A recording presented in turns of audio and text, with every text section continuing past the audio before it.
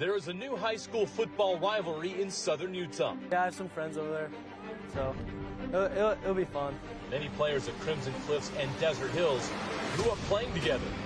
Now they are opponents who faced each other in last year's 4A state title game. Let's go, baby. Let's go. Yes, sir. Let's go. Yes, sir. It was the Thunder that came away with the trophy. Now the Mustangs believe it's their turn. So it's just been fun to get another chance at them. We know that it's a big task. This is an incredible team and program, so we're excited for the challenge. Desert Hills and Crimson Cliffs, two St. George schools clashing for Region 9 supremacy. We get to play in front of our home crowd against a rival team. There's nothing better than that. It's our Game Night Live Game of the Week. Well, let's go. A KSL Sports presentation. Game Night Live kicks off now. Sponsored by UCCU. All right, welcome to Washington Hills, just outside of St. George. Our Game Night Live Game of the Week here between Crimson Cliffs and Desert Hills. We're excited for this one. I'm Jeremiah Jensen. Stevenson Sylvester is in Waco with Baylor, so we have a special guest tonight. If you're from St. George, you know who this guy is. Devin Dixon of the Fan Sports Network. He's been a fixture in sports coverage here in St. George for 2 decades. Of course, you know Region 9 like at the back of your hand. You've been around these guys for so long. You know both of these teams. You know how intense this rivalry is becoming. Yeah, I mean, for two schools, the rivalry is only 4 years old, right? But when you played for a state championship last year, that's the makings of a good old-fashioned rivalry. And I thought your intro was great. I mean, these two teams know each other. We've seen these kids playing against each other from third grade all the way up. In some cases, they were teammates, and now they're going toe-to-toe on a Friday night under the lights. That makes things really interesting tonight. It's a beautiful night, about 96 degrees. There's a lot of interesting things in this game. I'm going to start with the run game for Desert Hills, though. This young man, Titan Mason, is just phenomenal. He's having a great year so far. Yeah, when I heard he was moving into the boundaries, I think he's from Logan, football family. Dad's been a football coach. You can tell right out of the gate, week 1 when they played Brighton, this kid is a playmaker. I mean, he's not a pure power downhill runner. He's got some wiggle. He's really the whole package. Got great hands out of the backfield. So he, last week against Pineview, you can see the numbers. He was absolutely sensational. And they made it a focal point to get him the ball early and often in the flats, in the run game. And this offensive line is very experienced for Desert Hills. Since Panay Sewell, they haven't seen a guy as good as Stu Taufa. Yeah. I mean, this kid is the real deal, and he's got help, a very experienced offensive line. And that offensive line is going to need to be great tonight, JJ, because I'll tell you what, this front seven for Crimson is really good, too. They really are. Mason, stats on the season so far, 539 yards rushing, 8 touchdowns, 10 catches, 108 yards in a score. That's among the best in the state of Utah, regardless of classification. Now for Crimson Cliffs, they thought they had that state championship last year. They were so close. They won the regular season matchup, but fell short in that championship game. A lot of players back from that team. Let's go down to our sideline reporter, Mary Louise Cook, with more on Crimson Cliffs as they try to finish some unfinished business this season. I mean, as you were saying, with Titan Mason having been continuing to be such a weapon on offense for Desert Hills, you know that Crimson Cliffs is going to have to be locked in on defense tonight in order to combat that. So we have the opportunity to chat with them earlier this week about how they're using some continuity on defense to their advantage. Last year, we had 11 new starters on defense, and this year we were fortunate enough to bring 9 back, and so that's exciting as we have leadership. A brotherhood, it's a full team. It's the boys, it's all your buddies. That's the best part, playing with all the guys you've played with since you were a kid. Certainly always a good thing to have that type of continuity and that brotherhood going into a matchup like this one. Devin and Jeremiah, back to you. Mary Louise, thank you. That sets the stage for this game, Devin. When you're looking at this game, you know these players really well. What do you think is the key tonight? What's gonna stand out that's gonna help one of these teams come out on top? Because this is about a dead even matchup as you can get. Yeah, I mean, look at physicality in the trenches. I mean, a lot of coaches will tell you that this game is won in the interior line. Yeah. So I'm looking at the guys up front for both these teams who can establish the run. Who can punch it in the red zone, take advantage of red zone opportunities, win the turnover battle, make the other team make more mistakes, and they limit the mistakes. Those are going to be some of the keys. And there's going to be a time or two you watch. Somebody's going to have to roll the dice and maybe convert on some big third down and long or even some fourth and short. So I think these coaches got their work cut out for them tonight as well. Of course, Rick Barry, he's long gone. He's now at Southern Virginia. Shout out to Coach. He's probably watching tonight. Coach Tapp's come in. 2-2 record. Bo Wall's starting to get a little something going. But I'll tell you, still Barban has that revenge factor. He threw a couple picks in that state championship game last November when they lost 30-14. He's been spreading the ball around. If he's on point and Mason Topalian and McCord Christiansen are rolling, it's going to be tough to stop the Mustangs tonight. Yeah, there's a lot of great players on this field, and there's some players that are getting a lot of college interest. Who are some of those names out here? Some three-star guys that are getting attention at the next level. Yeah, Stu Taufa. They've actually moved him from left tackle where Panay played. Everybody saw him last night on, right tackle for the Lions, beating the Chiefs. Stu Taufa has got a ton of offers. I think Baylor was the first to offer him, all the in-state schools, a lot of Big 12 schools. He's a three-star guy. Cyrus Polu is getting a ton of attention. You're going to see him. They've moved him from defensive end to linebacker combo safety sometimes. It'll be interesting to see if they move him back closer to the line of scrimmage. Those are two big names. Watch out for Ocean Taufa, too, Stu's little brother. He has been racking up tackle after tackle. It's TFLs, sacks. He's been unbelievable. Crimson, you got a whole slew of guys. Still Barban, very talented quarterback. I think he's a next-level kid. Jay Sweeten, their safety. Parker Andrews, their defensive tackle. And McKay Wright was an integral part of the state championship Crimson baseball team, and he's the leading tackler and leads 4A in tackles, wearing number 34 from his linebacker position, and he's still an underclassman. So a lot of talented players to keep an eye on tonight. You mentioned Ocean Taufa. His numbers really stood out to me. 27 tackles, but 6 sacks. He's got an interception, 7 tackles for loss, and he's a sophomore. Are you kidding me? That's a playmaker right there. A lot of exciting players that we're going to get to watch tonight, and we're excited to give them some exposure here tonight in this Game Night Live Game of the Week between the Crimson Cliffs Mustangs and the Desert Hills Thunder. We're about to have a coin toss here. And this is great. You see a young Mustang fan in a wheelchair holding still Barban's hand, the quarterback going out there for the coin flip. That is awesome right there to see. They're big. Coach Alofapo does a really good job. A lot of our coaches in the great state of Utah do a team building and community, and they take a lot of pride, the Stang Gang, on everything to do with the program. And moments like this are special that they'll remember forever. Absolutely. That's awesome. Coach Alofapo, Wayne Alofapo, in his second year at Crimson Cliffs. He's got a 13-4 record. That's incredible in 2 seasons here. As this program has really gone from 2019 when the school opened, and now to be a contender in so many sports. They've done such a tremendous job here with their athletic department and program. On the other side, you've got head coach Solomona Tapasa from Desert Hills. His first season here with the Thunder. You mentioned Coach Berry moving on, so he's taken over this program. Coach Taps, what does he bring? What's he brought to this program? Yeah, I mean, a lot of energy, and he's battled cancer. The reason he stepped away from SUU was to get his health back in, control. And, this is a guy that's been through the ringer as a player. He played his tail off at Portland State, spent a long time at Sac State. I got to know him at SUU when I was broadcasting Thunderbird football. They got a big game tomorrow night, by the way, up there at LaBelle Edwards Stadium. But Coach Taps, funny story real quick. One day, me and him were both racing to catch the team plane before we flew out, and I was the one that got pulled over. Coach Taps, when I got on the plane, I was the last person on the plane. He looked at me with a big old smile sitting in the third row and said, "Better you than me." he and I were neck and neck trying to catch that team plane. We've had a good relationship. Coach Taps is interesting, though. He only said he'll join me on my radio show down here after losses. He said, I'll be the guy responsible for the losses, and when we win, my assistants, the players, you can talk with them. I kind of like that approach, JJ. It says a lot about his character and what he's about, and you also need to get him to pay that citation. That's right. Not fair. That's At least split it halfway, right? Hopefully that cop was a T-Bird fan and I didn't get a ticket that day. I don't even remember. Too many to count of those things. We are just seconds away from kickoff here between Desert Hills and Crimson Cliffs.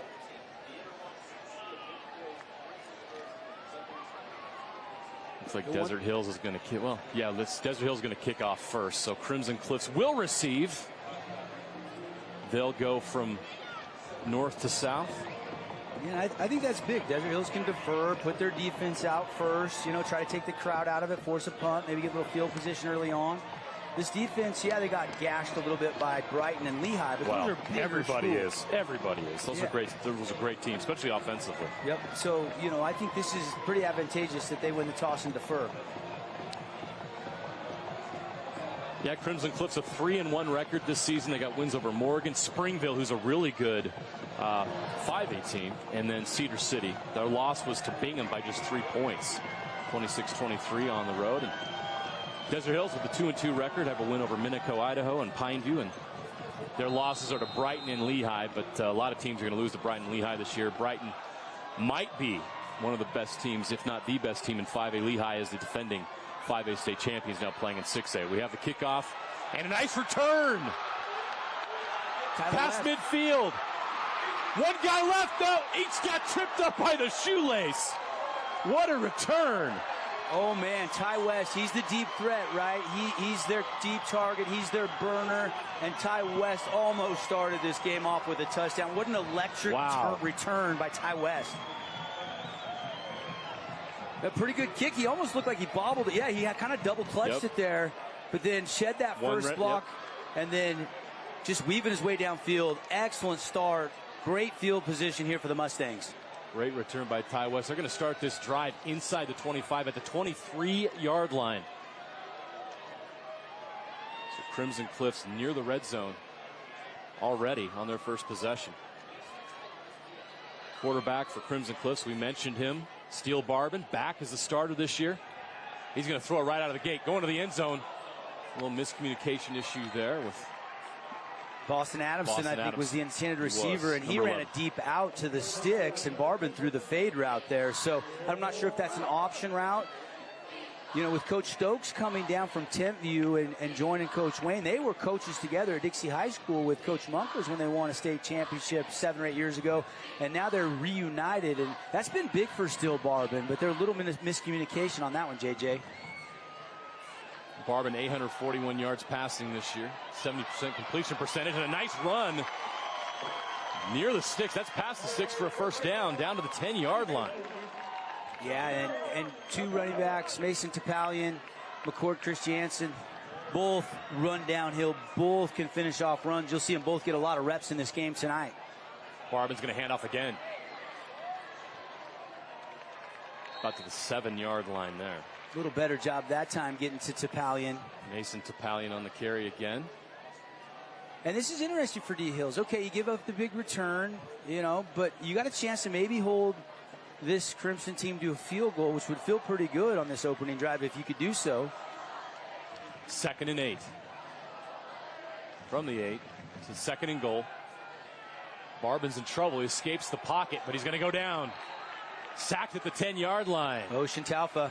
How about that? We mentioned the stats before. Add another sack to the list. Yeah, and watch Talfa. We need a sack bell for Talfa.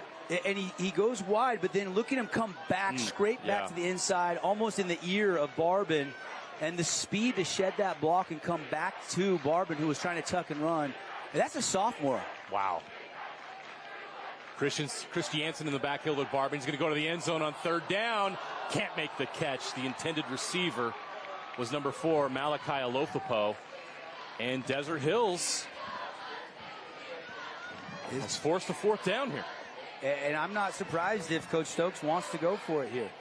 You know, Desert Hills has done their job. I do not see a kicker on the field. We're gonna see Crimson Cliffs go for it on 4th and goal from the 10. Big play here. Oh, Desert Hills jumped, and that's going to give him 5. Obviously not enough for a first down, but we'll have 4th down again, this time from the 5-yard line.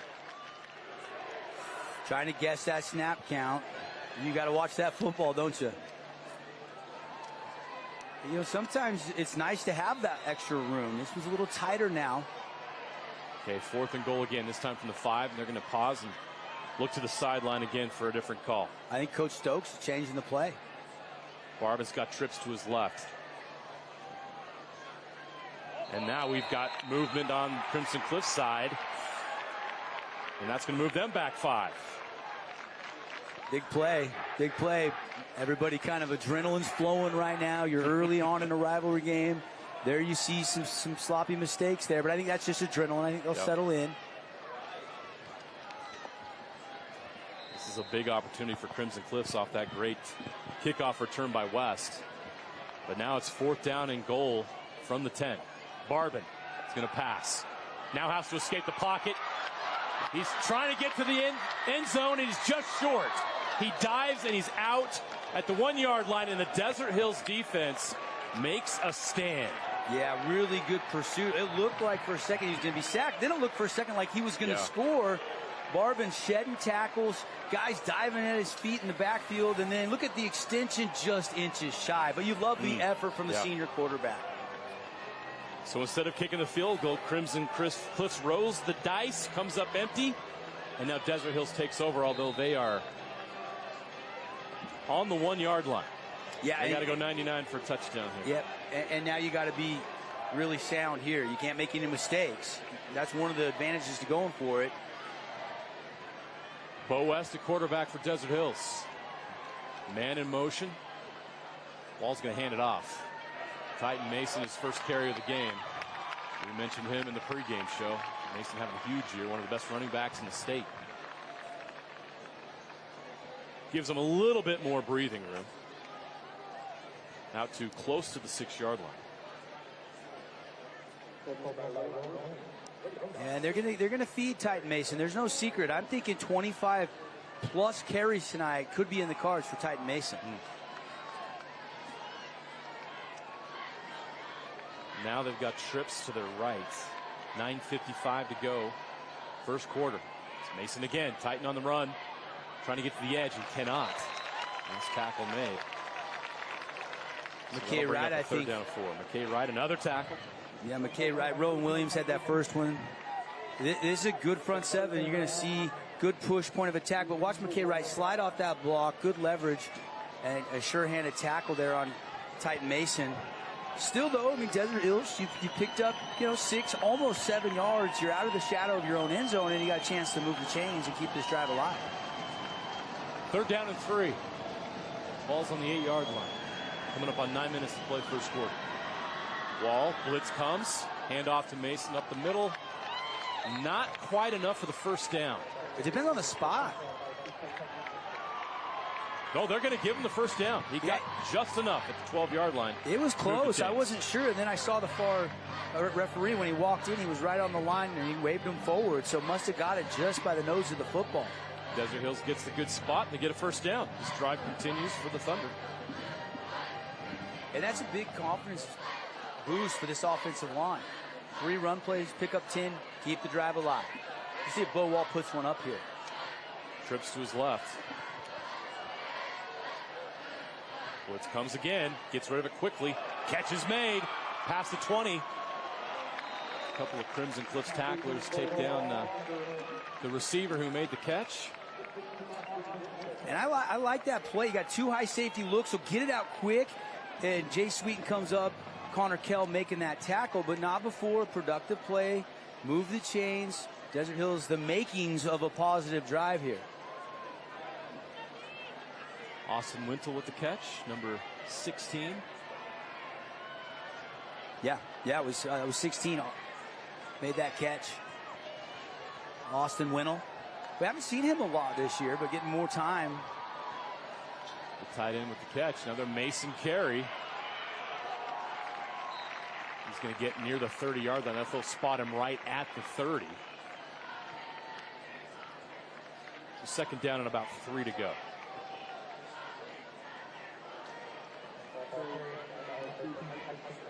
No surprise, Desert Hills coming out. 5 runs, 1 pass so far. Titan Mason is almost at 50% of the touches this season for Desert Hills. So no surprise, they're continuously feeding him the football. As they should. He's been so productive this season behind that huge offensive line. Mason, nope, they're going to throw it. Catch is made.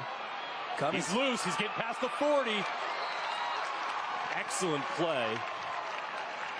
That's number 7, Javian Cummings. He's been their leading receiver this season, and a big pickup there for a first down past the 40 down to the 42-yard line. And you can see a little wiggle. Javian Cummings played last year with his brother, Azen. Azen graduated and trying to continuously play college football. He's a redshirt walk-on over at Utah Tech, but this kid's averaging 70 yards a game, and they just get it to him quick. And you saw him make a couple guys miss and move the chains. Another big first down. Under 7 minutes to go, first quarter. Desert Hills has a rhythm here on offense. Now they're going to send the tight end in motion. And trips now to the right. Oh, bad snap through the hands of Wall. He keeps it live, but now he's going down. A huge loss. Yeah, you got to throw that ball away. The problem was he was so far back once he scooped it up that I think maybe he didn't think he had time there. Great closing speed here. Maybe he should have just fell on it initially, but he actually picked it up cleanly, and it looked like he was going to have a chance. But McKay Wright, a huge sack. Woo, way back there inside the 15-yard line, and that is a backbreaker for the Thunder offense. That rhythm I mentioned is now gone. Yeah. One play just like that, and it's trouble for Desert Hills. Now it's second down, and on the scoreboard they got 38 to go. That's a long way to go. They got to get to the Crimson Cliffs 48-yard line for a first down. Now they're at the 12-yard line. Huge setback for Desert Hills. Screen maybe here. Yeah. Try to create more room for their punter, make this more manageable. But Wall's going to throw, and it's incomplete. Well defended. Yeah, and you know, there's 3 layers there. He goes underneath. If he waits just a little longer, he has his deep receiver breaking open. But after you have to chase down a bad snap and you take a big loss, you're a little gun shy. You want to get it out quick. That time, if he would have just trusted a little bit, half second more, I think he could have went a little further down the field and got at least one-on-one coverage instead of throwing into a double team. Yeah, went to the intended receiver. Had a catch earlier on this drive. So again, 3rd and 38 now. The ball on the 12-yard line. Some of our viewers can see the shots. It's like a neon theme for the Thunder student section. The opposing grandstand's packed. This is standing room only here tonight. This is awesome. What a great atmosphere for high school football. Wall, 3rd and 38. It's got a lot to go. That'll help.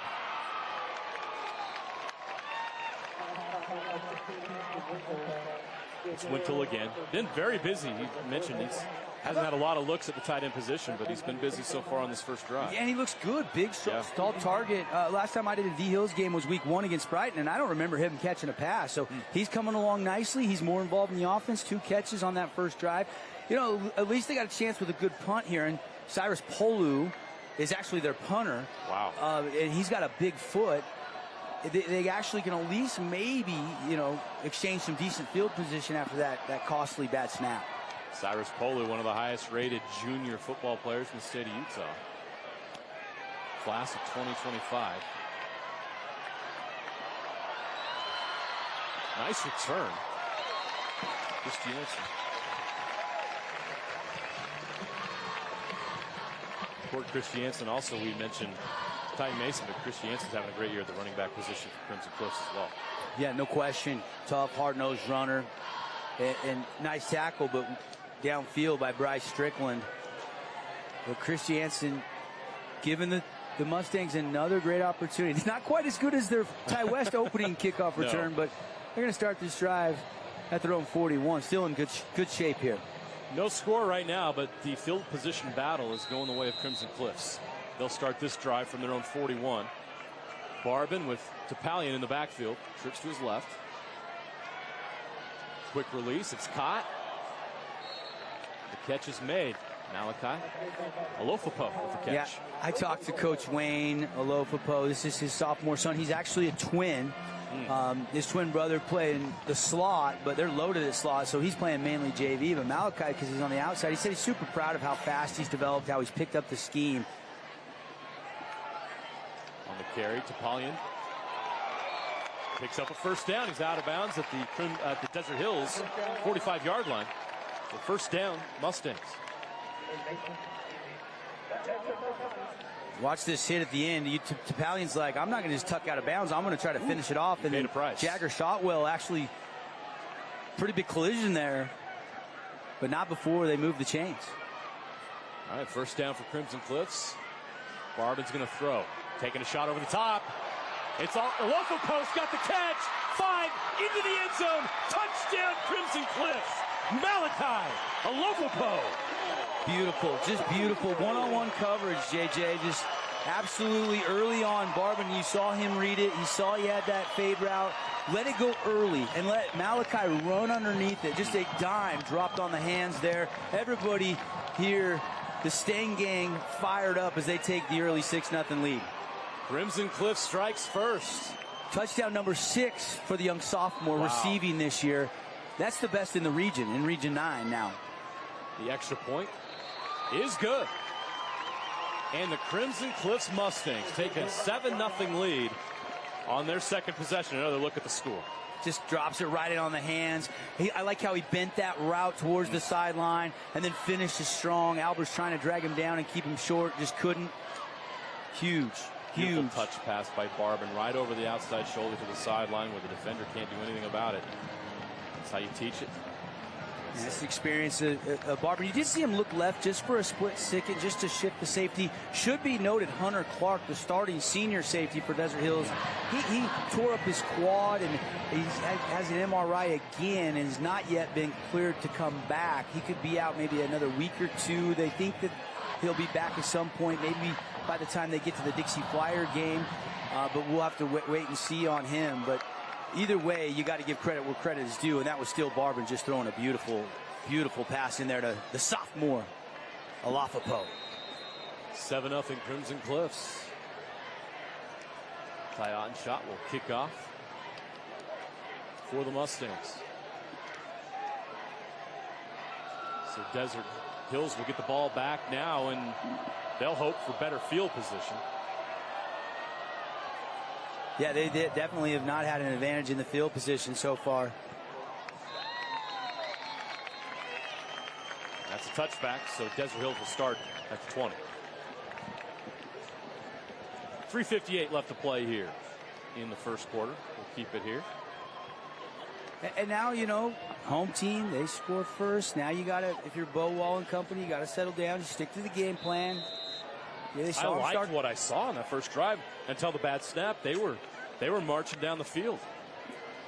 Yep, that snap. I mean, you can't. It's tough. Yeah. I mean, we saw last night in the Thursday night NFL opener towards the end, Andy Reid 3rd and 25. Yeah. He's still going for it. Not even Patrick Mahomes can get that. What was it? 3rd and 38. Yeah, we had 3rd and 38 here. Not a good situation to be in. They go run first play and didn't get much. Yeah, going to try to set up a wall. You stretch it wide. And look at the lateral speed from the Mustangs. Just tracking that down, stringing that out. It was Cummings on the reverse, but it didn't get much. In fact, it's going to be 2nd and 10. So no gain. In fact, they might start at 20. They're marching to the 18. That's a 2-yard loss. So 2nd down and 12 for the Thunder. Well, Coach Swain played for Coach Greg Croshaw. Oh, yeah. Legend down here. And he knows what he's doing on the defensive 3-4 scheme. Wall rolls to his right. He's going to throw. Intercepted. Did he get his feet in? I think so. He did. Oh, they're going to call him out of bounds. Connor Kell. Ooh, he was close. He knew it, too. Watch. Yeah, you know, Wall, I thought, could have tucked and ran here and got positive yardage. Last second, he tries to fire in there. We can't tell from that angle, JJ. It's tough. We'll trust the official on that. We'll defer to them, and they got the right call. Number 6, Connor Kell. Man, you mentioned was on the defensive side of that and nearly had himself a highlight. Yeah, we don't have that sideline cam to see that, but from the backside on that second shot there, it looked like at least one of them might have been in, but the officials had a much better view than we did. Looked close. So Desert Hills will retain possession. Now facing a 3rd and 12 from the 18. 3 minutes left to play first quarter. Wall with a quick shot. The catch is made, but he's not getting far.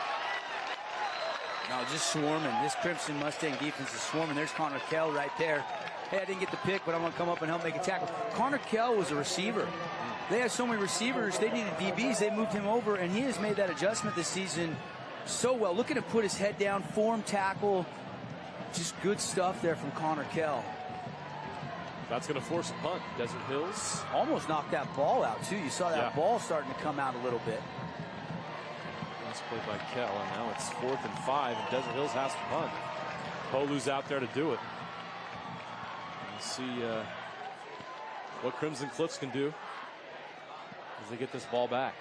It's Christy Jansen. He's going to try to return this, and he's got some movement. He's got a lane. Christy Jansen cuts it back down the middle. Only one man can catch him. Polu in pursuit, and he gets him. But what a return by Christy Jansen. down inside the 10, down to the 7-yard line. Yeah, I mean, almost outkicked the coverage there. And Polu, you're right, the only guy that could catch him had the angle, had the athleticism of a Polu to be so versatile. This is a great return, though. Look, you got a kick-out block, got another block. You stay off the back. You don't want that block in the back you see so often at every level. And Chris Jansen almost took it to the house there. Touchdown-saving tackle from Cyrus. Again, field position. Crimson Cliffs in excellent position here. Set up by the special teams inside the 10 at the 7. First and goal. It's a handoff. Topalian into the end zone. No, he's short. They're gonna, oh, he is. He's into the end zone. It's a Crimson Cliffs touchdown. Did it look like he dropped the ball on the top of the close. pylon? That's what had me wondering, because it looked like he had stepped just out from this angle, but the official's right there. He gives him the touchdown, and it's 13-0 Crimson Cliffs. It almost looked like it was going to come out early, or he actually touched the pylon. That was coming out. That ball looked like it was coming out. See this angle where it comes out. Watch closely.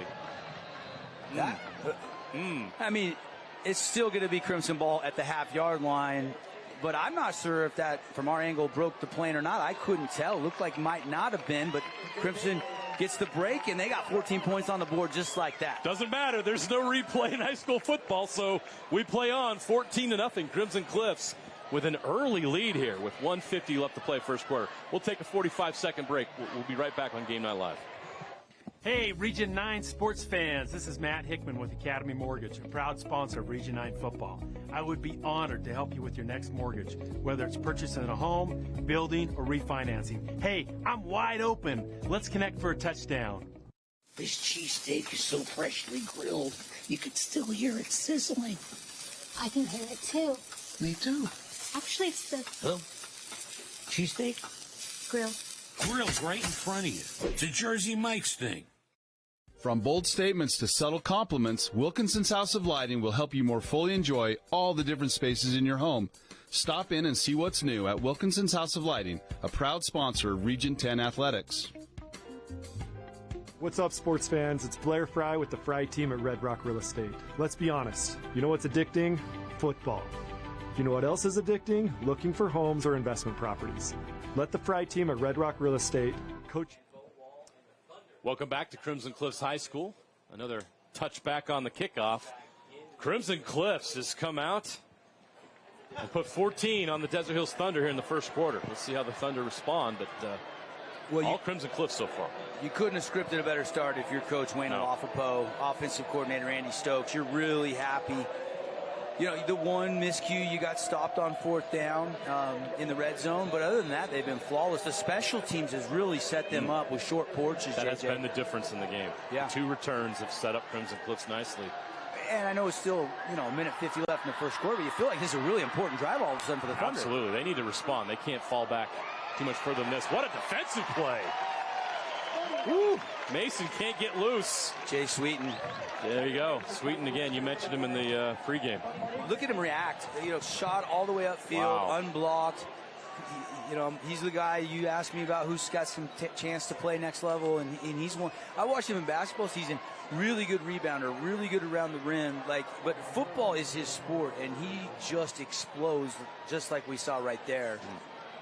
And another tackle for loss. What is that, the 4th one for the Mustangs already this game? Yes, 4 tackles for loss already, including that bad snap.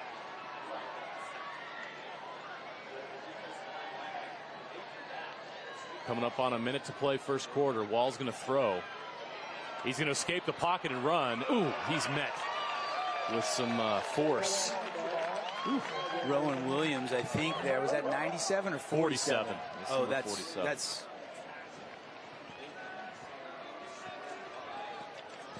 That's the thing about Crimson, though. That's 97. Sorry, that's number 97. They spread the tackles around. They're so unselfish. They just play assignment football, and whoever's there usually makes the play. Scott Nyson, Parker Andrus, Caden Hawes up front, and then you got Williams and McKay Wright and that really talented linebacker core. This is likely the last play of the first quarter. 3rd and 5 from the 25. Wall's going to give. Mason's going down. Andrus. Wow. It almost looked like he jumped the snap. Yeah. He timed it perfectly. just went right. Watch Andrus go right through. No resistance. What are you going to do? Yeah.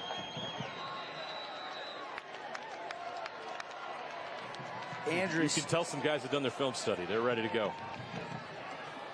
So what a quarter for Crimson Cliffs. They have dominated this first quarter. Special teams, the story. 2 big returns.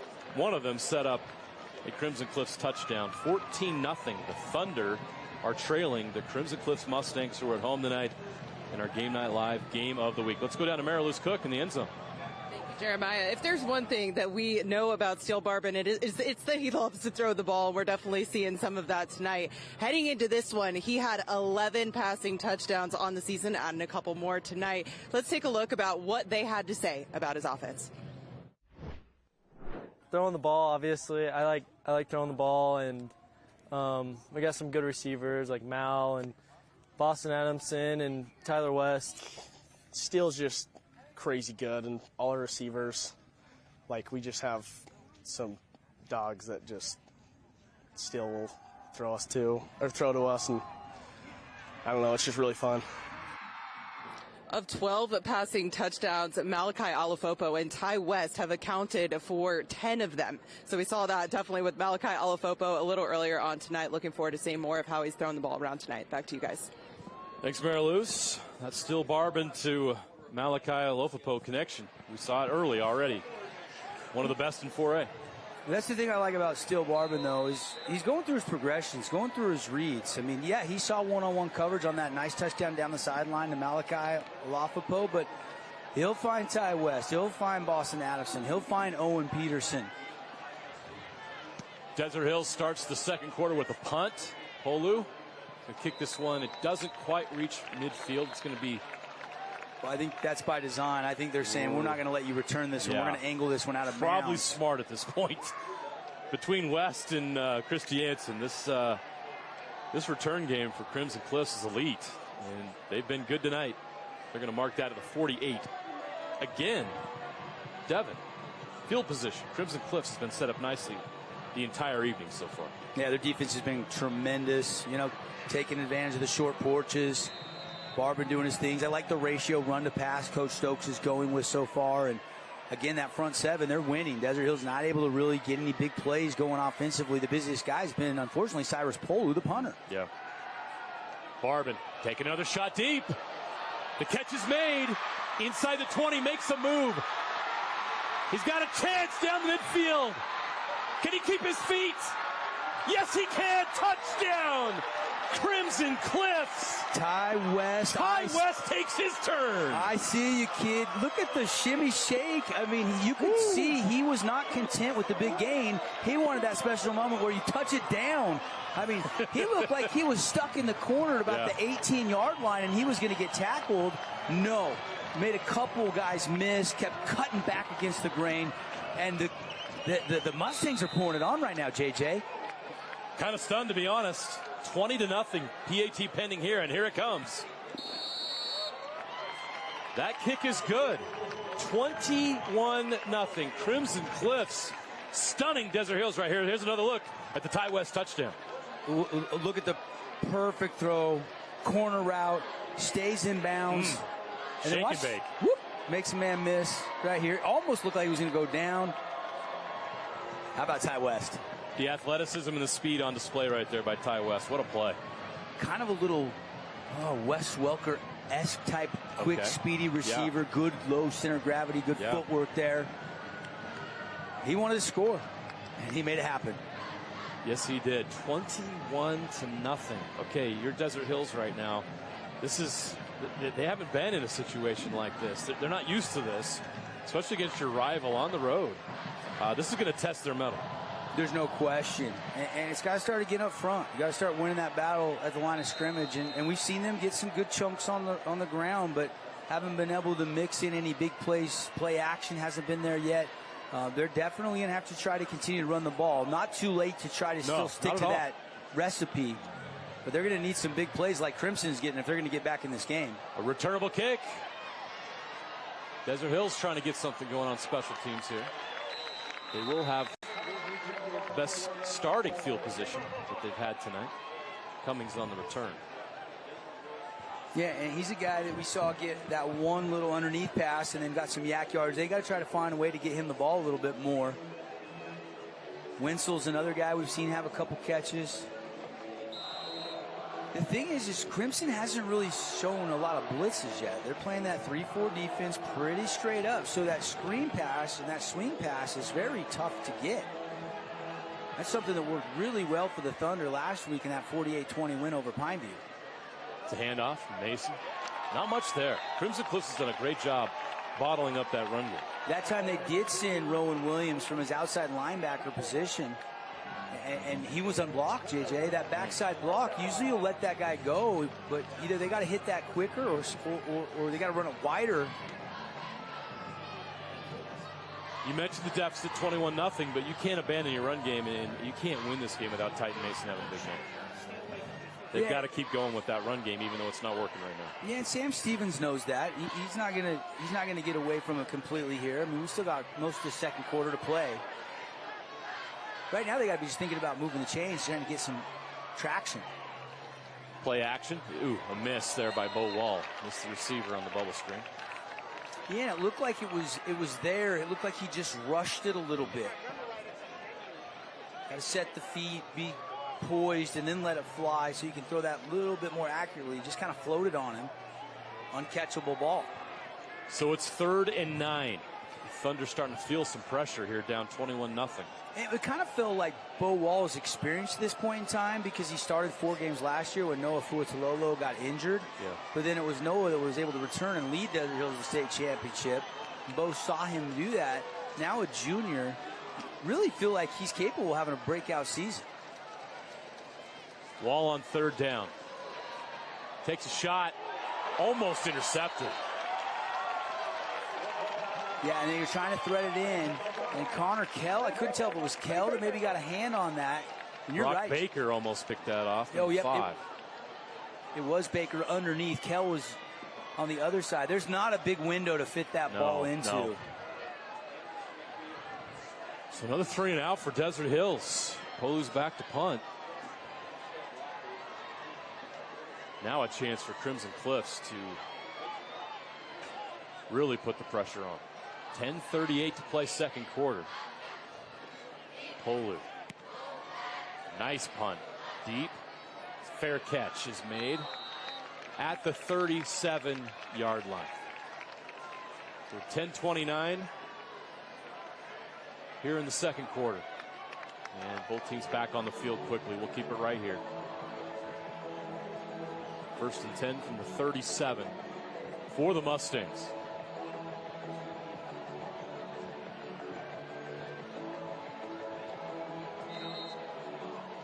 Chris Jansen's in the backfield with Barbin. 4 receivers. It's going to be a handoff. Chris Jansen, about 4 or 5 yard gain on 1st down. Yeah, I think Bridger Fleming just got a little bit of the leg there to trip him up. And if he doesn't, look like he had a lot of turf in front of him, right up the middle. Crimson going fast. Chris Jansen again. Trying to fight for that 1st down marker. He's going to come up about a yard short. They're going to mark him at the 46-yard line. Jagger shot well. Shot out of a cannon coming up. And Desert Hills could use a TFL here. 3rd down and 1. It's going to be a pass. Barbin goes outside. The catch is made by Ty West. Yeah, good design on the play to get the speedy West out in the flat. Corbin Matthews is trying to cover him, but he just runs that so shallow, so flat. He didn't have the angle, and that'll move the chains. Crimson playing with tempo right now. They got Desert Hills on their heels. Up 21-0. Ball at the 46, 1st and 10. Barbin, another catch is made and out of bounds. The catch is made by number 11. That's Boston Adamson. Yeah, and this offense is moving. We saw Boston last year really be that possession type receiver, great hands. He's already off to a great start this year. But again, that's the thing I like about Still Barbin is he's just taking what the defense is giving him. He's finding the open guy no matter who it is. Chris Jansen on the carry. He's got room to run. Chris Jansen into open field. 10-5. Touchdown. Christiansen with the touchdown. 33 yards, and wow. I don't think anybody touched him, JJ. Not a soul. I mean, you got to give this offensive line some love for this Mustang team. They are really leaning on this Thunder defensive front right now. 27-0. There's no way I saw that coming. There's no way I thought this was possible. Well, I mean, they put 51 on Cedar last week, and we thought Cedar was going to be better this year. They were picked 5th to finish in the region, but they're pacing over that tonight here at home. 28-0. Let's take a break. We'll be back in 45 seconds. Actually, let's take a look at the replay first on Cord Christiansen's carry. This is a great piece of running. Nobody touched him. Yep, nice little bounce there. And then just using his jets, weaving his way to the outside, all the way to pay dirt. Let's take a quick break on Game Night Live. More fully enjoy all the different spaces in your home. Stop in and see what's new at Wilkinson's House of Lighting, a proud sponsor of Region 10 Athletics. Everyone loves local sports and, of course, loves ice cream. And the best ice cream on the planet is Handel's Homemade Ice Cream. Open late every day of the week with dozens of delicious flavors. So after your favorite team wins, head over to Handel's to celebrate with locations in St. George, Layton, and Woods Cross. Hey, Region 9 sports fans. This is Matt Hickman with Academy Mortgage, a proud sponsor of Region 9 football. I would be honored to help you with your next mortgage, whether it's purchasing a home, building, or refinancing. Hey, I'm wide open. Welcome back. Yeah, that is not a typo on your screen there if you're just joining us. 28-0. Nice return here by Cyrus Polu. Out to the 25-yard line. Desert Hills trying to find some energy. Look, you're down 28-0, but there's still plenty of time left in this game. 9:20 to go. Second quarter. But you need a spark. You need a spark from Bo Wall. You need a spark from Javian Cummings, Titan Mason. I don't care who it is. You need a spark. I mean, you deferred, so you got that ball in the second half. If you can kind of cut this lead in half, there's still hope. You still got 9 minutes and some change left in the first half. But you got to come up with at least one score. 2 would be really nice because Crimson has stole old Uncle momentum right now. There's no question about that. Desert Hills trying to find something here. Key drive for them. Need points here. Crimson hinting at a blitz. They send some guys. And it works. They wrap them up. Boy, they are loading that box. They're not going to let Titan Mason beat them tonight. And I was worried about that because I saw what happened to them in their run game. And you're seeing it. Guys just fighting off blocks. Crimson just looks like the aggressor right now. Yeah. Flying around, playing inspired football. They're going to have to challenge Crimson Cliffs deep over the top on the outside because the in-between the tackles isn't working right now. Second down and 10. Well, Wall on the screen. Catches made. Now they got something. Wintle with a first down. The tight end working tonight right now. Yeah. Really you will. may see more Wintle tonight. Third catch of the evening. Yep. Well, I like the design of this play. Bo looks left, comes back across the middle. And when you get that 3-4 defense coming downhill, feeling, like a shark with blood in the water, then that's a perfect play call for that situation. Give Sam Stevens, the OC of Desert Hills, some credit for drawing that up in that instant. Under 8.5 minutes to play, second quarter. 28-0. Desert Hills, though, with the first down at their own 37. Let's see if that gives this offense some spark and a shot of confidence. Outside to Titan Mason. A lot of red shirts there, though. They're going to swallow him up short of the 35-yard line.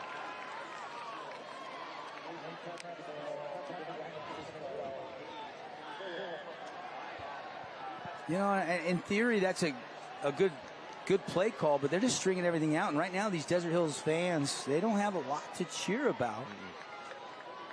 I mean, it's just a straight swing pass. You lose 4 yards nearly on first down. Now you're behind the sticks a little bit. That tackle for loss counter continues to grow. That's been a problem tonight for Desert Hills, is that offense has been going backwards too much. Give Crimson Cliffs defense a lot of credit for that. 7:25 to play second quarter. Bo Wall going to take a shot. Now he's going to Looked like he was trying to get out of the pocket. Now he's going to roll left. He's still alive, scrambling for yards. He doesn't get much, though. He gets back to the line of scrimmage. Going to be 3rd and 13. Yeah, I think Bo does a really good job here, sensing the pocket, collapsing, kind of rolling out, looking. His eyes are downfield there, but there's just nobody open. No, there isn't. And so, rather than try to force feed it in and make a mistake, I don't think it's a bad idea to just live to fight another down. I know it's 3rd and long. At least he got back to the line of scrimmage. Still have not seen the Thunder take the deep shot. They haven't tried to take the top off in this game yet. They're going to have to. They're not finding success any other way. Now it's a screen on 3rd down and 13. And again, this Crimson Cliffs defense, Devin, is just on tonight. They were prepared tonight. And did we get a late hit? There's laundry on the field, JJ. Does he drive him in? No, he let him go. They said he helmet-to-helmet contact, though, targeting. I didn't see the foul. It might have been at the end of the play, or it was. But did he lower his crown? It didn't seem to me to be the contact between the defender and the quarterback. But no, he never took him to the turf. Yeah. He held up. But maybe Sweeten at the end of that hit, but the flag was in the middle of the field, which leads me to believe the white hat threw it, and it was that play on the quarterback. Regardless, a small break for the Thunder, which they sorely needed. They need this now at midfield. 1st and 10 at the 50. We're under 7 minutes to play second quarter. Desert Hills down 28-0. And again, such an emphasis on protection, so. They look off that pass outside, going over the top. They take a shot, and they got it. That's what they need. Javian Cummings with the catch.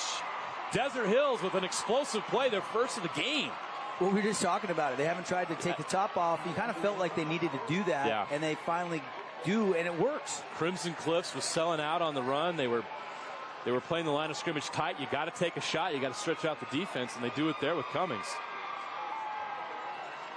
That's going to put the ball inside the 20. Desert Hills in the red zone for the first time tonight. And that's a great throw from Bo Wall.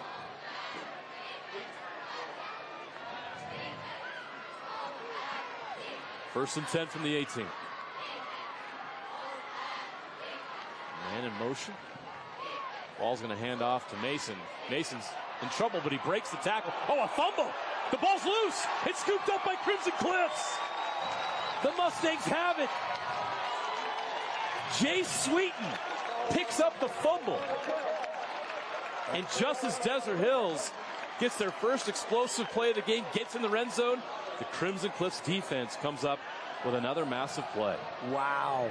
I mean, great hit to jar that loose. Just put couldn't tell if it was the shoulder or the helmet through. Watch this. Boom, right there. Just knocks it out. The forced fumble by Braden Smith, and then Jay Sweeten right there on the sideline. Yeah, that ball could have easily, it's oblong. It could have knocked out of bounds. Instead, it kind of stayed straight, and Sweeten was able to keep it in bounds. Credit to Braden Smith for the hit that knocked the ball loose, and Sweeten was Johnny on the spot. So Crimson Cliffs has the ball back again with a 28-0 lead. And they can do no wrong tonight. That is a backbreaker as far as... Yeah, that's got to rip the heart out of that sideline. You can see there's no energy over there. Their crowd's not into it. The sideline's dead. You felt some momentum building for them. They get a touchdown there. Who knows what happens, right? But that's a gut punch. Barban, catch is made. Ty West loses the helmet. He's going to have to come out. But West having a huge game tonight. Special teams and on offense. And Barber's just playing catch right now. I mean, he just looks so calm, cool, collect. The offensive line's giving him time. It's just a quick hitter. There's nothing complex about this. He's getting the ball out of his hands quick. He's finding whoever's open, and then give the credit to those receivers. They're making plays tonight. Ty West has turned just some small, short patterns into touchdown and into long gains. Shows you the talent that Crimson Cliffs has on this team. This is I don't have to tell anybody down here. This is definitely a 4A state championship contender. We could talk about that later in the broadcast, the 4A picture as a whole, but what an impressive night tonight by Crimson Cliffs. Topalian has the catch. He makes another move down the sideline all the way past midfield and to the 40-yard line of Desert Hills. The Mustangs driving again. I mean, just nobody in the flat. Barbin senses it, gets it out early. Polu tries to go too high there. Look at him put his head down, finish that run off strong. Everything's clicking right now for this Mustang offense. They mark him out at the 48-yard line. Barbin's going to go to work. Plenty of time. Takes a shot down the middle, over the top. A little too much on it. And that's, the intended receiver was Luke number 20. Childs. And he's been not playing early in the season because he came off an ACL yesterday. They're trying to work him back in. So it's really good. I know he didn't catch that, but it's good to see him back out there. I know you fans are jonesing to see their guy back out there after an ACL. Oh, yeah. We'll find out in the morning. I don't think you're going to see him tomorrow, but we'll see. 2nd and 10 from the 48. Barbin on the screen. Ty West is loose. Down the sideline to the 20, inside the 20, down to the 18-yard line. Another big gain by Ty West. What a security blanket. I mean, just so smooth. These guys have been throwing the ball together for years, coming up through youth football. And again, just too easy. Just such a good play call from Andy Stokes. Looks like this is coming back. Was it a chop or a hold? They got something up here at the 40-yard line that's going to take this back. Maybe an alignment downfield. I couldn't tell. It was a hold. I missed the signal, but it was a hold. And that's the only thing right now that's slowing this Crimson offense down is that penalty because they were humming right along.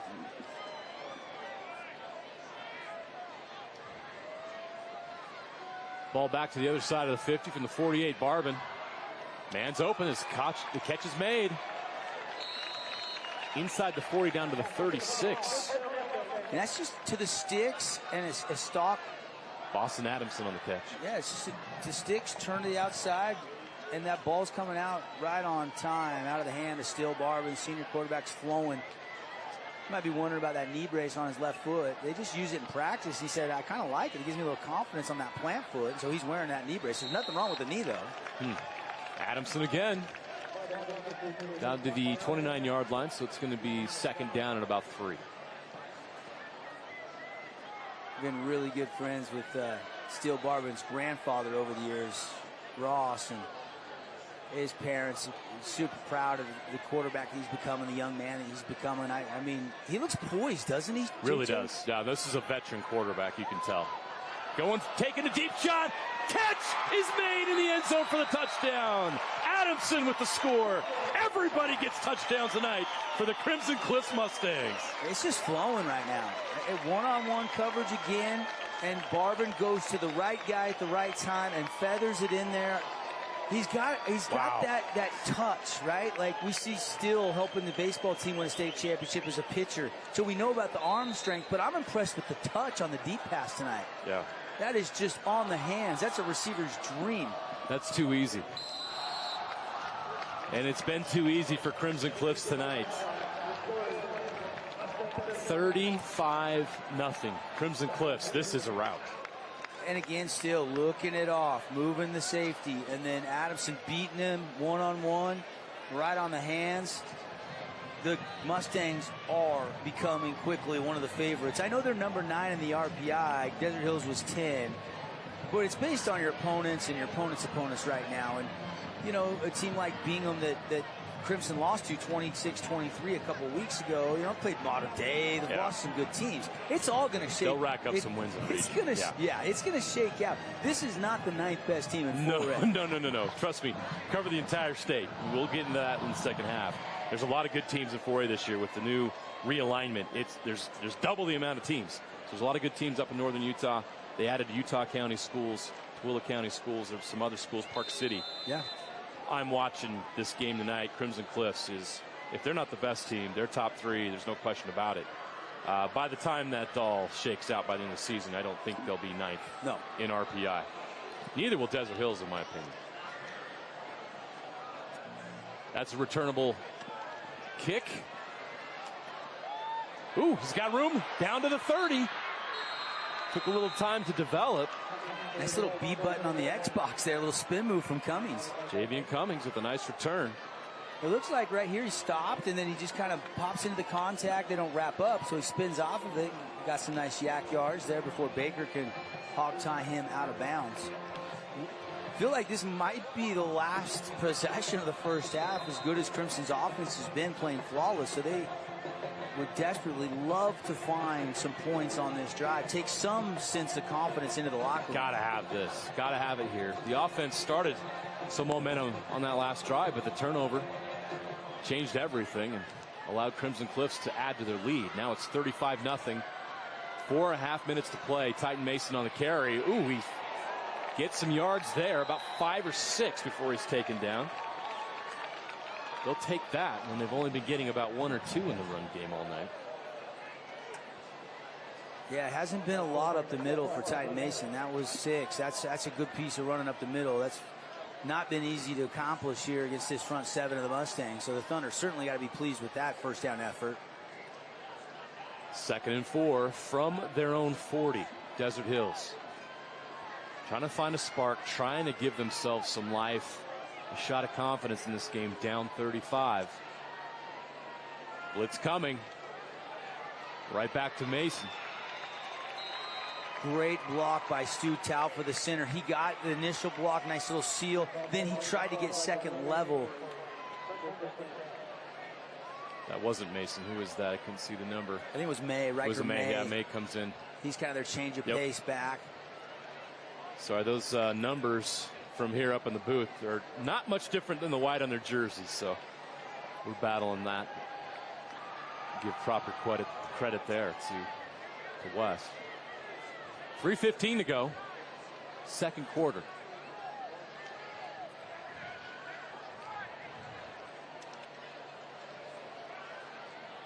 Wall's going to throw it. Play action. There's a gain, but it's not much. About 4 or 5 yards. Maybe. Yeah, about 4. Jay Sweden with another tackle. You know, it's hard not to watch Stu Talfa because they pulled the center on that play and then pull him to the right, throw it to the left. You know, not a lot of teams will pull the center on a passing play. I like that creativity there. Only got him 3. But positive play. And I haven't watched the trenches like this. I've watched him like 4 plays in a row since Panay Sewell was at Desert Hills High School. That's how fascinating I find it watching the interior line with Stu Talfa's block, and they're going to pull him again. Oh boy, nothing there. This defense has just brought it all night. Parker Andrus. Wow. I remember Parker's big brother, Bronson Andrews. Shout out to Big Bro. He was a great baseball player as well as football player for the Thunder. And obviously Crimson wasn't around when Bronson was going to school, and now his little brother's beating up on his old team. And I shouldn't say little brother because Parker Andrews. That's not a little kid. That is a big young man. I wonder if there's some arm wrestling at Thanksgiving at the Andrews household. There's some kind of tussling. You know that, right? Fighting for turkey scraps. Not much leftovers at that Thanksgiving. 3rd and 10, 47. Nice shot, but it's incomplete. It was there, could not complete the pass. And another great play. I'll tell you what, I'm impressed with these 2 safeties. We knew about Jay Sweden, but this is Connor Kell making another big play. Saw him almost have the interception. They ruled him out of bounds. Saw him come up and deliver a big hit. And that time just in picture-perfect spot there. Great coverage, making that window almost nearly impossible for Bo Wall to thread it in there. It was a nice pass, but it could not be completed because of that safety play. Mentioned Kell multiple times tonight.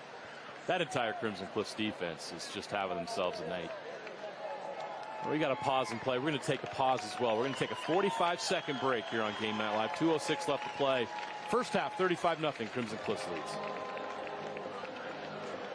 relaxing, comfortable space. Boulevard Home offers the guaranteed best prices on furniture, appliances, mattresses, and more. And buy with no interest financing. Shop Boulevard Home, because home is who we are.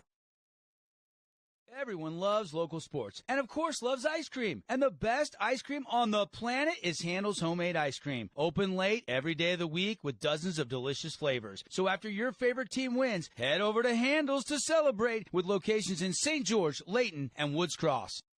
Hey, Region 9 sports fans, this is Matt Hickman with Academy Mortgage, a proud sponsor of Region 9 football. I would be honored to help you with your next mortgage, whether it's purchasing a home, building, or refinancing. Hey, I'm wide open. Let's connect for a touchdown. You can almost see it just looking at the sidelines, right? We're looking at 35 nothing and saying, hey, this offense has been fantastic. Maybe I'm looking too much into that, but there just doesn't seem like there's a lot of depth on that white side. Crimson Cliffs has only given up 55 points all season long in 4 games. 35-0. They want that number to be a little less. But Desert Hills will punt again from the 47. Pollard. Punt is taken. Trouble again. Christiansen on the loose to the 30. Tries to get to the edge and can. He's pushed out of bounds at the 40-yard line. Another terrific return in the special teams game. Offense, defense, special teams. Crimson Cliffs is getting it done in all 3 phases. Yeah, they really are, JJ, and a plethora of different playmakers, right? The whole arsenal is on display right now. You're seeing Ty West, McCord Christiansen, you're seeing Boston Adamson, you're seeing Steele Barbin, fine guys. We saw Malachi Olafopo early in this game with that fade route touchdown. I mean, it's just not a one-pony show. They've got oodles of talent at every position. I don't know about you. Your first time seeing these two teams live this year, JJ. Are you more impressed with the Crimson defense and the shutout, or the offense putting up 35 in the first half? I'm going to actually, I might surprise you by saying this. I'm going to say the defense, because I knew Steele Barbin. I knew they had playmakers. We saw these guys last year. I'm really impressed with this defense. This is a good Desert Hills team with one of the best running backs in the state, and they have bottled him up. And they're forcing Desert Hills to be uncomfortable, doing something they don't want to do, which is throw the ball 75, 80, 90% of the time. And this defense deserves a lot of credit for that. They're solid up front. They're linebackers. They're the guys in the back end. They're really good defensively. I knew what they had offensively with some of those stars, and that always shows up in the stat sheets and the highlights when you see them. But I've been really impressed with this Crimson Cliffs defense.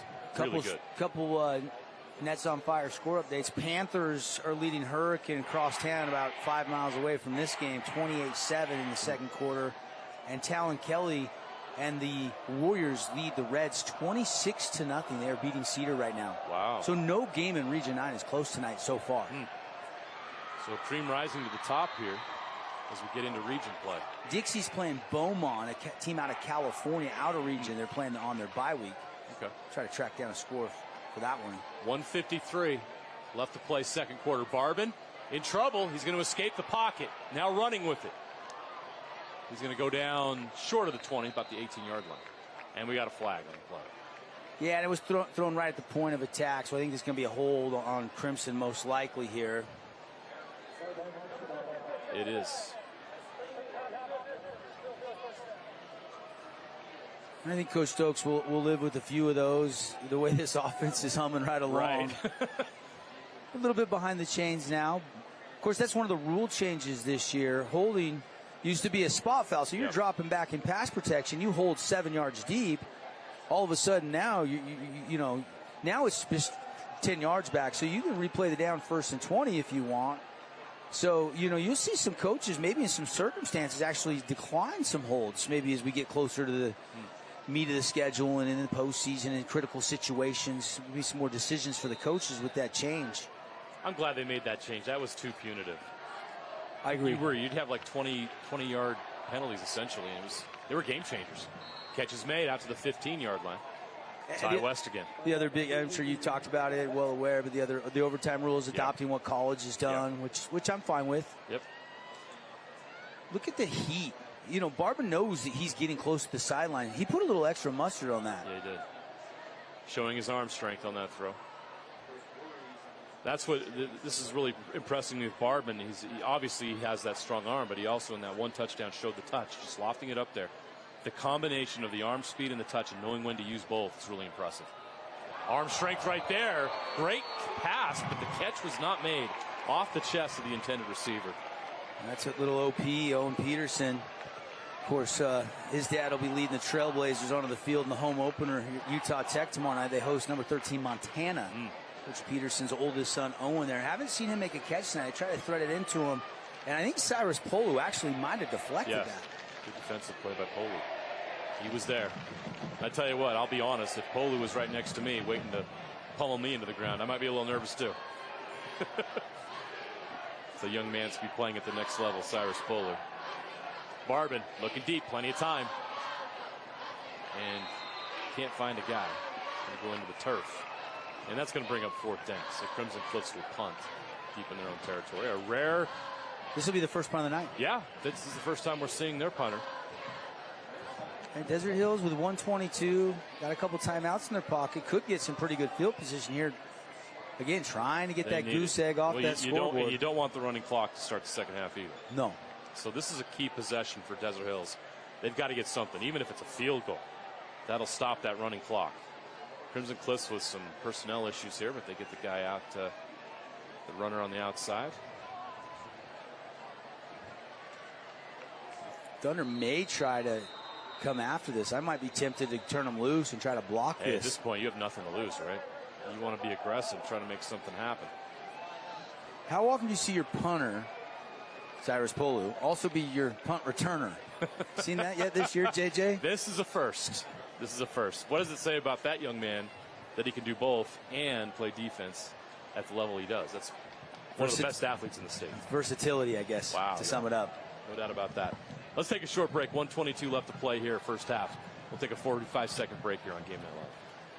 Asphalt. It's not something we think about much, except when it's in bad shape. At Holbrook Asphalt, we help cities, HOAs, and businesses avoid replacing painfully expensive roads and parking lots. To avoid the cost of replacing asphalt, you must effectively preserve it while it's still in good condition. University research has shown Holbrook Asphalt's HA5 slows asphalt aging by 67%. We make your pavement assets last longer, cost less to own, all while achieving higher property values. Visit holbrookasphalt.com to discover more. Create your own relaxing, comfortable space. Boulevard Home offers the guaranteed best prices on furniture, appliances, mattresses, and more. And buy with no interest financing. Shop Boulevard. Polu's going to take the punt on the bounce. Breaks the tackle, past midfield to the 45, down to the 40. Still running, breaking tackles. Look at Cyrus Polu in the open field. He's got a chance, finally taken down at the 20-yard line. We just were talking about Cyrus Polu, and what does he do? He makes us look smart. Yeah, I mean, although it looks, is there a flag? There is. Oh, there's a flag on the field there. That's a shame for Desert Hills because that was a great return. It doesn't take away from the athleticism, the versatility that we were just talking about, and that's why you're seeing him. You know, I follow him on social media, and every week there's college coaches wishing him good luck, and he's still just a junior, and he's I don't know what his best. Probably defensively is a strong suit, but he might be better as a defensive end than he is as a back or a safety. I don't know where you put him. He can catch the ball. He's got really good hands. He's a big target. You could put him at tight end. He would be. I was just about ready to say, why don't they run him at tight end? Yeah, I mean, I know he can't do everything, but well, look at the way he just ran that return. You could put him at running back too. Absolutely. I need a playmaker right now in some way. It's 35-0. Like I said, they got to get points here in some form. 1:04 to go, first half. No catch there. I'd love to go. Out of the hands. I'd love to go back to that punt return. I know it came back on the penalty, but how many? Count how many tackles he broke or made guys miss. It was 4 or 5. I might have been even 6 or 7. It that was a impressive. lot. I don't want to sell him short. I wasn't counting, but that one will go on the Huddle highlight reel.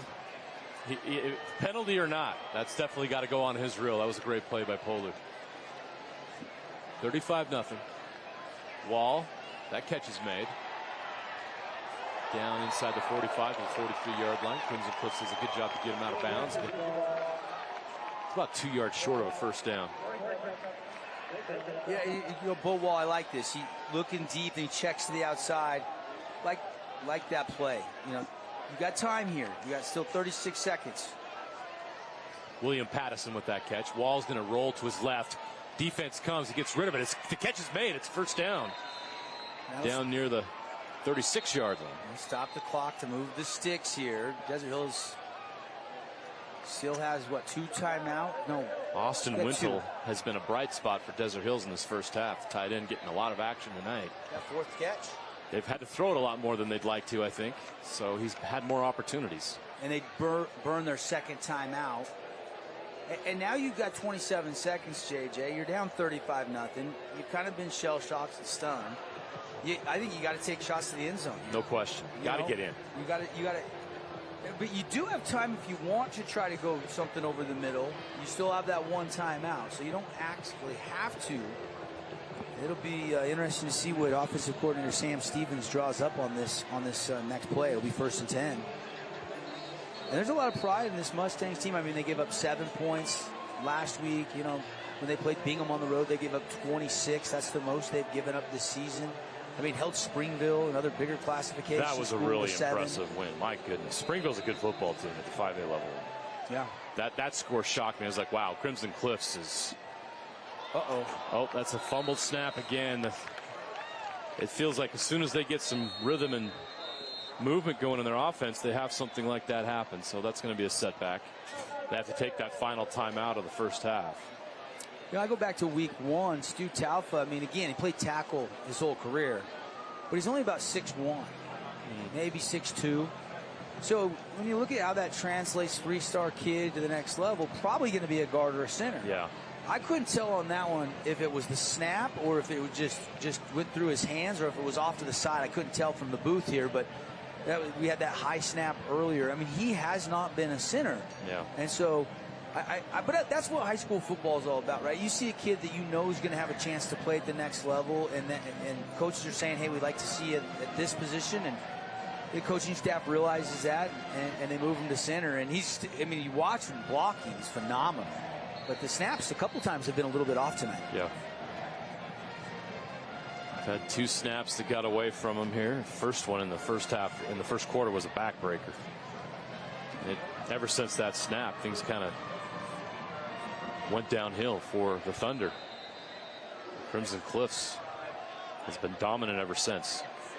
20 seconds left to go here in the first half. Wall. Heat's coming. Gets rid of it. Down the middle. Takes a shot.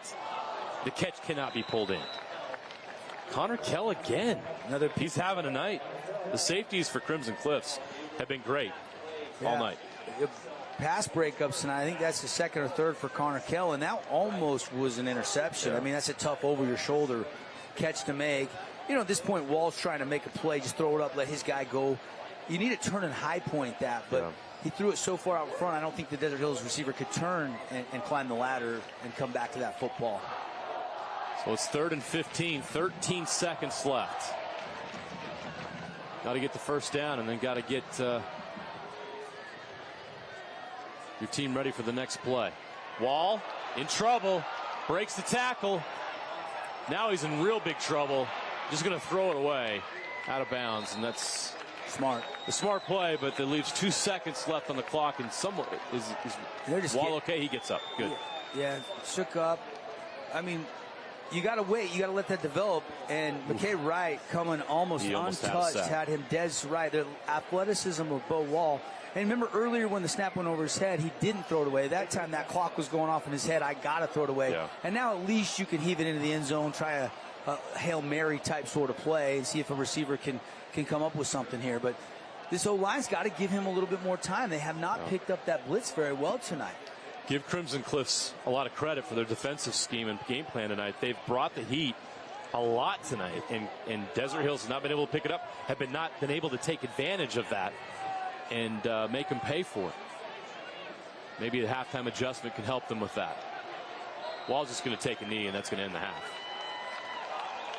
Wow, Devin, 35-0. I did not see this coming.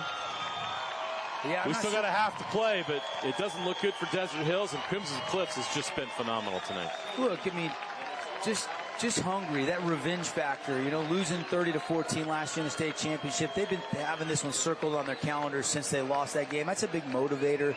And boy, they came out and they just put their foot on the pedal in all three phases, like you said earlier, JJ. And you got to realize this is a well-coached team. Coach Wayne played college. He's so good. He's so good. Coach Stokes, brilliant offensive play caller. Everything's clicking right now. Yeah, it really is. It's tough. Desert Hills down 35-0. We could have a running clock here in the second half. It's going to be tough, but we'll see what they can do here during halftime, some adjustments they can make. I look at Desert Hills, though. They've got the guys. You just get Titan Mason loose. Maybe they can find something with Polu and get him involved in the offense. They got to do something to spark the offense. A score or two, all of a sudden, the mentality can shift, and we could have a ball game. Yeah, they'll take a big swing at it, adjustment-wise. Yeah, they'll definitely have to make some big adjustments. And, you need that new Rockney speech in the locker room to try to fire the boys up, aren't you, at this point? Yeah, dial that up. So let's see what Coach Taps can come up with. Let's go down to Mariluz Cook in the end zone. Coach, certainly seeing Crimson Cliffs firing on all cylinders, offense, defense, special teams. What do you want to see this team continue to do in the second half?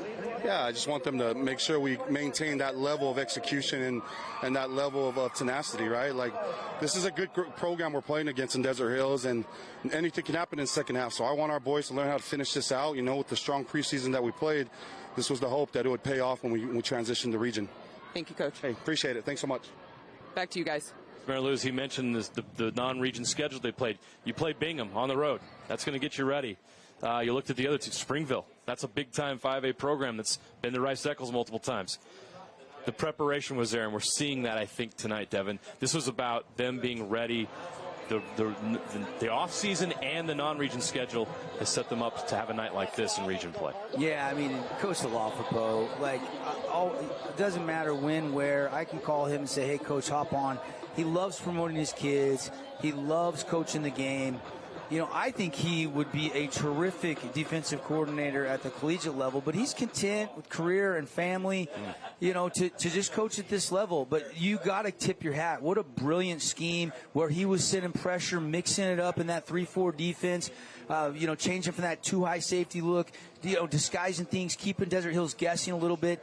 They out-schemed the Thunder in that first half, it kind of looked like to me, JJ. And so we'll have to see if Desert Hills can get back in this thing in the second half. But right now, Crimson is just dominating. There's no other way to put it. Crimson Cliffs looks like a legit 4A state championship contender tonight. They lead 35-0. We'll be back here in about 12 minutes here on Game Night Live. Until then, enjoy halftime. We'll see you back in 13 minutes. At UCCU, we'll provide you with a low-rate line of credit that makes it easy to access the equity in your home with no fees or closing costs. Simply complete an application on your phone or computer and select the low-rate option you prefer. And then sit back and enjoy the peace of mind that comes from knowing you have a low-rate line of credit. Ready for whatever life throws at you. To learn more or start your application, visit uccu.com or stop by any branch. For over 25 years, Salt Lake Running Company has helped people of all ages and levels find the gear they need to start their fitness journey. From a free custom shoe fit analysis to a premium assortment of footwear and workout essentials, SLRC is a top 10 run shop in America. Locally owned, locally operated, with locations along the Wasatch Front. SLRC is there to help you gear up and get out. Visit a store near you. Or shop online at slrc.com. We are so happy to welcome back this college football season and welcome back the one and only Stevenson Sylvester every weekend between now and the end of the season. Sly will join us to really dive into what worked and maybe what didn't work for the Utes and Cougars. And week one, we're going to start with that Utah defense, Sly. They were very good. It was important for them to really establish the tone early for that home field advantage and get out there and set that tone. Yeah, exactly. It was such a defeat, a year before and down in the swamp. So it was very imperative for them to start fast, right? And I think Teo Johnson did an amazing job on the very first series of setting the tone for this defense. He follows Ricky Pearsall here in motion, and he lays the wood. This is exactly what you want to do. It was right in front of the must, got the entire crowd going. So what happens here, he's going man-to-man here. It's 2nd down and 3, and Ricky Pearsall comes off in motion. But what's great here is his eyes. He pauses here. He sees the mesh. He sees the handoff to him. But after that, what's what's also great is his angle. This wasn't happening last year. Look at his angle. He knows where the first down marker is, and I have to beat Ricky Pearsall to that point. He does a great job with that. Comes down, lays the wood, sets the tone. The entire team rallied around that and played an impeccable game. Yeah, and the fans obviously rallied around it too. You do that early, you get them involved early. All right. So after that, tackling was the big story of the game here. I almost lost my train of thought there. Last season, the guys after the game said that they didn't get that job done last year. Yeah, last year, 29 missed tackles, 283 yards on the ground, but most importantly, we were a technical mess last year. Guys out of gaps, guys getting washed like crazy, and people walk in without getting touched last year, and that is what didn't happen last Thursday. It was a great job by everybody across the board. As you can see, everybody's more technically sound here. Sione Ibaki does an amazing job here. He has the off man here, shoots his gap, which cuts off the north and south penetration of the running back, which is what you want to do. You want to make him go east and west, and then Zamayevan is the other key part of this. Comes up to the line of scrimmage and challenges the running back. Landon Barton comes off his block, makes the tackle. This is great team defense. Everybody's got to play a role. Even if you don't make the tackle, you got to affect the play somehow, and that's exactly what they did there. All right, so you're playing a great team defense. You're having fun. You're able to pin your ears back a bit. Yeah, and that's exactly what Morgan Sky did, especially in that second half. Pin the ears back. We ended up with 5 or 6 sacks in this game. Jonah Ellis, twist game all over the place. These guys were making plays all over the place. It was great defense from Utah on Thursday. All right, perfect. If they do that again next week, it'll be trouble for Baylor. U Conference football registration is open for the 2023 fall tackle football season. This year, we are proud to announce the addition of a girls-only division to play alongside our boys. Team scheduling lines you up against comparable competition, making every snap a valuable life lesson. UC football is safe and fun. Learn the game with confidence. The competition will be fierce and the camaraderie will be second to none. Sign up today at ucfootball.org. That's ucfootball.org. I love my new Chevy Blazer. The first time I saw one driving down the road, I knew I had to have one. It fits my skis perfectly. It's cute and comfy. I got my Chevy Blazer at John Watson Chevrolet. My experience was amazing. The staff always treats you like family, and it was easy from start to finish. I would rate John Watson Chevrolet 5 stars. In fact, I would give them 10 stars. John Watson Chevrolet, your 5-star Chevy dealer. I would definitely recommend anyone looking for a new car to come to John Watson Chevrolet. BYU's defense was a question mark entering the season. We still want to see it against better competition, but it's clear the Cougars are better under Jay Hill's leadership. Sly, we saw the Jay Hill effect on Saturday night, and we saw it with Jacob Robinson's play. He was phenomenal. Yeah, Jay Hill effect is in full effect. Yeah. No, the defense played lights out. I watched that game, and I'm just like, they are more technically sound, especially it's the defense that I come from. I knew all the plays. You knew it very well, didn't you? I knew exactly what was going on. But this was so awesome because it started off with the technical, and this is why Jay Hill effect is good, because it's film study, right? Jacob Robinson knew exactly what was going to happen, but it all started with their alignment and Eddie Heckler challenging the number 1 receiver. This is a traditional rub route here, right? So Eddie Heckler up top here, Heckler does a great job with jamming his guy, not allowing him to get to Jacob Robinson, which allows him to come off clean and keep his eyes in the backfield and make a heck of a play. So it was great team defense. They knew exactly what was coming because that's exactly what they practiced. Another thing that really stood out was the aggressiveness, much different than we've seen from the Cougars in the past. Yeah, it was all across the board. They were playing more confident, and you can see it. They saw it, they knew what was coming, and they just attacked it. They didn't hesitate. Here again, Jacob Robinson, he played his butt off on Saturday, but he did a great job here. Here, this is just like Teo Johnson in the Utah game here, taking a great angle here, knowing exactly what he's seeing, and going out and taking it, not allowing it to get any more yards and stopping it right with it. That was a wide receiver screen dedicated to that guy, but Jacob Robinson does a good job of knocking it out, chasing it across the formation. Last year, BYU was one of the worst teams in the country against the run.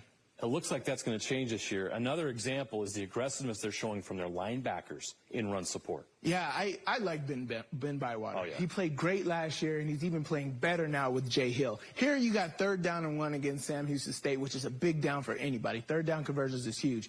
But here what I loved about him is he didn't hesitate. He saw exactly what he wanted to see here. He's like, I knew what was coming, and I went and got it. If he hesitated for a second longer, that was going to be a 1st down. But he didn't. He attacked the line of scrimmage, and he made the play in the backfield, and they got off the field. So the aggressiveness has been a big key for this defense. After one game, let's see if the offense can catch up with the defense. They got a chance to do that against Southern Utah next week before things get real against Power 5 competition. Sly, thank you very much. From commercial to recreational truck accessories, Mountain Land Truck Outfitters has got what you need.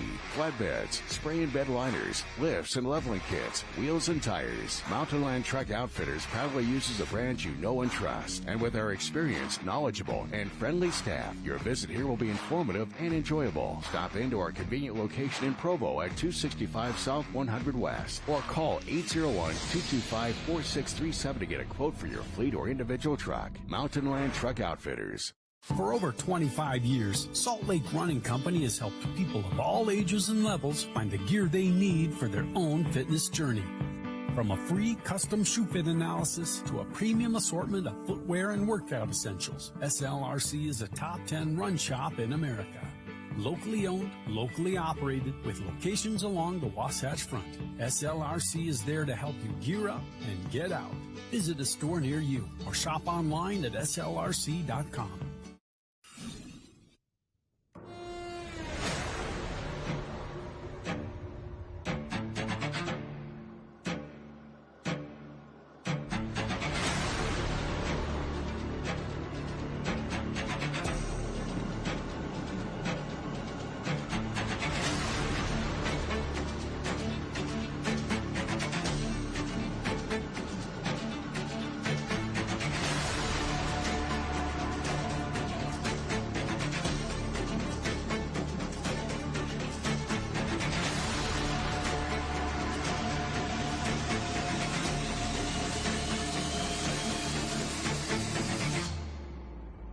Dub City, baby, let's go. We on the map.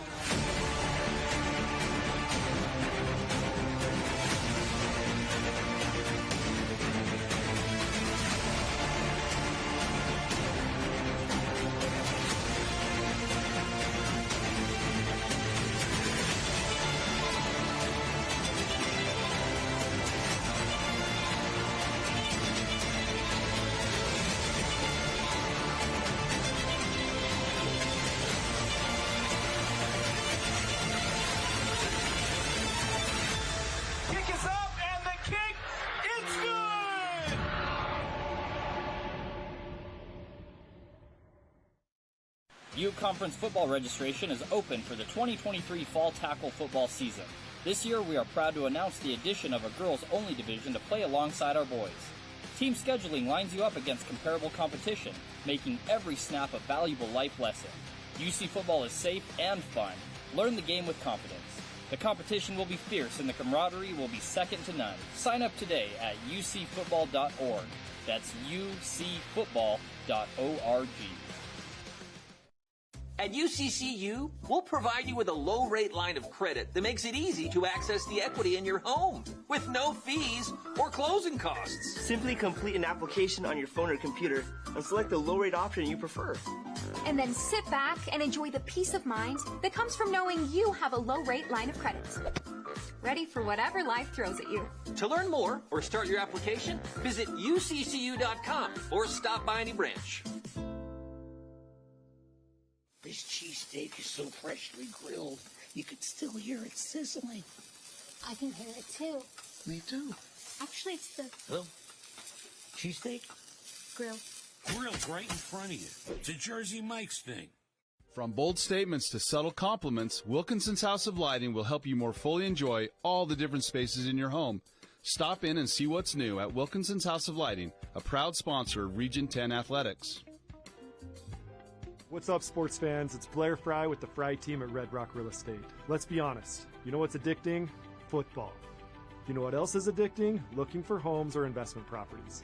Let the Fry team at Red Rock Real Estate coach you through your real estate addictions.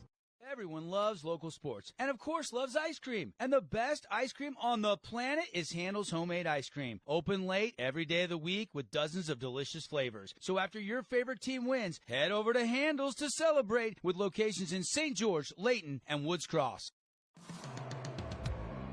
Inspired design. Ultra-quiet operation.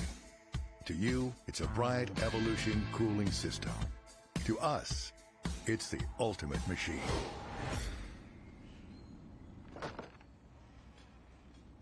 All set. For the dealer nearest you, visit Bryant.com. Asphalt. It's not something we think about much, except when it's in bad shape. At Holbrook Asphalt, we help cities, HOAs, and businesses avoid replacing painfully expensive roads and parking lots. To avoid the cost of replacing asphalt, you must effectively preserve it while it's still in good condition. University research has shown Holbrook Asphalt's HA5 slows asphalt aging by 67%. We make your pavement assets last longer, cost less to own, all while achieving higher property values. Visit HolbrookAsphalt.com to discover more. Hey, Region 9 sports fans, this is Matt Hickman with Academy Mortgage, a proud sponsor of Region 9 football. I would be honored to help you with your next mortgage, whether it's purchasing a home, building, or refinancing. Hey, I'm wide open. Let's connect for a touchdown. We give you the green light, 4 seasons auto sales, hook you up with some wheels, drive on out of here. We give you the green light, buy here, pay here. Can apply online. Now it's time to ride. Create your own relaxing, comfortable space. Boulevard Home offers the guaranteed best prices on furniture, appliances, mattresses, and more. And buy with no interest financing. Shop Boulevard Home, because home is who we are. Everyone loves local sports and, of course, loves ice cream. And the best ice cream on the planet is Handel's Homemade Ice Cream. Open late every day of the week with dozens of delicious flavors. So after your favorite team wins, head over to Handel's to celebrate with locations in St. George, Layton, and Woods Cross. What's up, sports fans? It's Blair Fry with the Fry team at Red Rock Real Estate. Let's be honest. You know what's addicting? Football. You know what else is addicting? Looking for homes or investment properties. Let the Fry team at Red Rock Real Estate coach you through your real estate addictions. Hey, Region 9 sports fans, this is Matt Hickman with Academy Mortgage, a proud sponsor of Region 9 football. I would be honored to help you with your next mortgage, whether it's purchasing a home, building. All right, welcome back to Crimson Cliffs High School. The score shocking, 35-0. We did not expect this kind of a game. We thought this was going to be a battle royale. Give Crimson Cliffs a lot of credit, Devin, for dominating this football game, and the stats really tell that story. Yeah, they do. I mean, negative 19 yards rushing. Wow. Part of that's the sack, the bad snap. That's Desert Hill's bread and butter. Titan Mason has got nothing going on the ground. I think his longest run tonight is 6 yards. Wow. Desert Hills just came out flat, and I don't know the reason for it. I've never seen this Thunder team this flat, but they've got to find a spark if they're going to make any kind of an effort to get back in this game in the second half. But you're right. Give Crimson credit. They've got that revenge factor. They're hungry. They're winning in all 3 phases. You've alluded to that. And they just look like the better team right now, and they're fired up. Their fans are fired up. They're at home tonight. So we'll see what happens in the second half. Desert Hills gets the ball first. If they can drive down and get some points, maybe we see some adjustments, some tweaks. Maybe the offensive line can pick up that pressure out of that 3-4 blitzing defense that Coach Wayne likes to throw at you. But, yeah, lopsided, shocking to say the least. We'll talk about it in the second half when we have some more time. But, you know, Crimson Cliffs looks like a team that could win 4A. And there's a lot of good teams in 4A this year.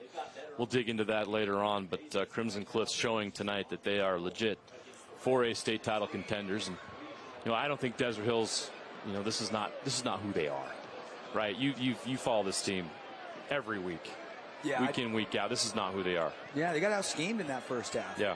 Everything was just working, the crossing routes, the deep slants. You know, Barbin was making great decisions. I mean, you look at still Barbin's numbers in the first half and just so solid, just really confident, you know, throwing it to a bunch of different receivers. Ty West, 4 catches, 73 yards. Adamson, 4 for 65. Alafapo, 2 for 49. I mean, Barbin, 11 for 17, 198 yards. I mean, he just picked them apart. Yeah. And it wasn't anything crazy. He wasn't like he just took what the defense gave him, and you got to give his receivers credit. They made plays. So Desert Hills will start the second half at their own 20-yard line after the touchback. Whether the Thunder can make this interesting or not, this is really about them trying to get some rhythm and confidence back as they get ready for the rest of region play. No question. Got to get something positive going. They're going to go to the run game. And nothing there, just like the first half. And guess who? What a night he's had. Connor Kell. Yeah. There's been a lot of good players in this game, but Kell's getting our attention. He really has. I mean, McKay Wright had 5 tackles in the first half. Baker had 5. But Kell had all those pass breakups, had that near interception, had a couple tackles. He just seemed like he had a nose for the football. Sweeten made some plays. I mean, I'm just so impressed. All 11 men flowing to the football, playing sound assignment defense. 2nd down and 9. Wall's going to roll to his left. Now he's going to have to run, and he does. He gets 3 or 4 yards before he runs out of bounds. So a manageable 3rd down coming up. Yeah, 3rd and 5 or so. You can deal with that here. I like that. I like the best play I thought Desert Hills ran in that first half was that tight end screen they ran. Yeah. And I'd love to see, maybe something over the middle here. Nothing to lose at this point. They need to let it rip. 10:30 to go, 3rd quarter. Trouble coming. Wall's going to get rid of it and just throw it into the turf. And that's going to draw a flag. So this is going to keep the Desert Hills drive alive. A personal foul penalty. And they tried that middle screen, didn't they? That was exactly what they were trying to do. But the pressure was coming, so Wall had to let it fly. But then he took that late hit, so that's going to keep the drive alive for the Thunder. I don't care how it comes. They'll take the yardage and keep this going. Yeah, I mean, had second personal foul call, had a holding call, false start, 4 penalties so far tonight for 45 yards for the Mustangs. It's not like the Thunder have not had a few penalties as well. But overall, it hasn't been a proverbial flag fest or anything of that nature. 1st and 10 from the 39. Shift here in formation. More pressure coming, and they do it again. Crimson Cliffs. There's just nothing there. Parker Andrus is almost unblockable. Yeah. I mean, watch Big 54. I mean, he almost takes the handoff, JJ. He's having a great night. He's been outstanding tonight. He's been in that backfield all night long, causing disruption. After the quarterback, he's been right on Titan Mason every time he touches the ball. What a tremendous night he's had. Well, he's their leader in the weight room. You can tell. I mean, yeah, he is just winning that one-on-one battle. And for a big guy, he's got great feet. He's showing that tonight. Showing more pressure. They bring the blitz.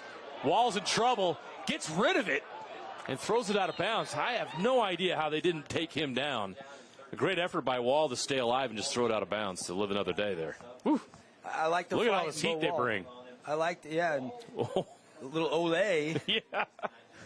Don't go too. He went high and paid the price there. Grayson Phillips wants that one back because he had a sack. Yeah, he did. If he would have went a little lower. Got to go low. They'll teach you to go low. You can see a shot there. Andy Stokes talking with some of the Mustangs on the sideline. What a joint venture, for lack of a better term, between him and Coach Wayne Alafapo. Walls is going to throw it away on 2nd and 13. Smart play. Andy Stokes, Virgin Valley Bulldog, or was he a Moapa Valley Pirate? I think he was Virgin Valley. Yeah. Former Mr. Irrelevant, right? Mr. Irrelevant, yeah, drafted, last pick of the draft. I asked him, what'd you get? They give you a car? He's like, no, I think I got a Rolex watch back then. Don't you get a car? I'm sure the prize has been upgraded significantly over the years. You know, it's fun to see Coach Blaine Munker's coaching tree. You know, Coach Wayne, Coach Stokes. That's a Hall of Fame coach Stevens, right there. the offensive coordinator at Desert Hills, was with Coach Munkers. Yeah. You're starting to see that Munkers coaching tree really grow at this point in time. Some great coaches. So 4th down, they'll punt, and Polu's punt takes a nice Desert Hills bounce, picked up by Christiansen, and he's got some room to run. The special teams plays tonight have been great for Crimson Cliffs. Those Christiansen and West in the return game have been awesome. was a great shot of Cyrus Polu. Haven't seen him play much offense tonight. In fact, mainly just defense and special teams. But you're right again. I think the average starting field position for Crimson's probably right about where they're at right now. They probably average about the 40-yard line tonight, JJ. Another short field, 40-yard line is where they'll begin. 1st and 10. It's a pitch outside. Chris Jansen is on the carry this time. He's going to lose a couple. Nice play to bring him down. One of the few times they've tried to run to that right side there with that Ocean Taufa that forced him to cut back inside, and then that wave of help was there. Good pursuit there by the Thunder. A rare TFL. Haven't had many against this high-octane Mustang offense tonight, but a loss of a yard there. 7 minutes. Barbin connects with West, who's going to step out of bounds once he gets the first down marker. I love the blocking by the wide receivers. You know, when you see that at the high school to college and the professional level, I mean, it separates, you know, if receivers getting down there, getting his hands on a guy. McCord, Christiansen springs West for the first down here. This is a play where West, just see him lock up there, and Christiansen's what frees him for the necessary yak yards to get that first down. Barbin connects again, Adamson. Flag late.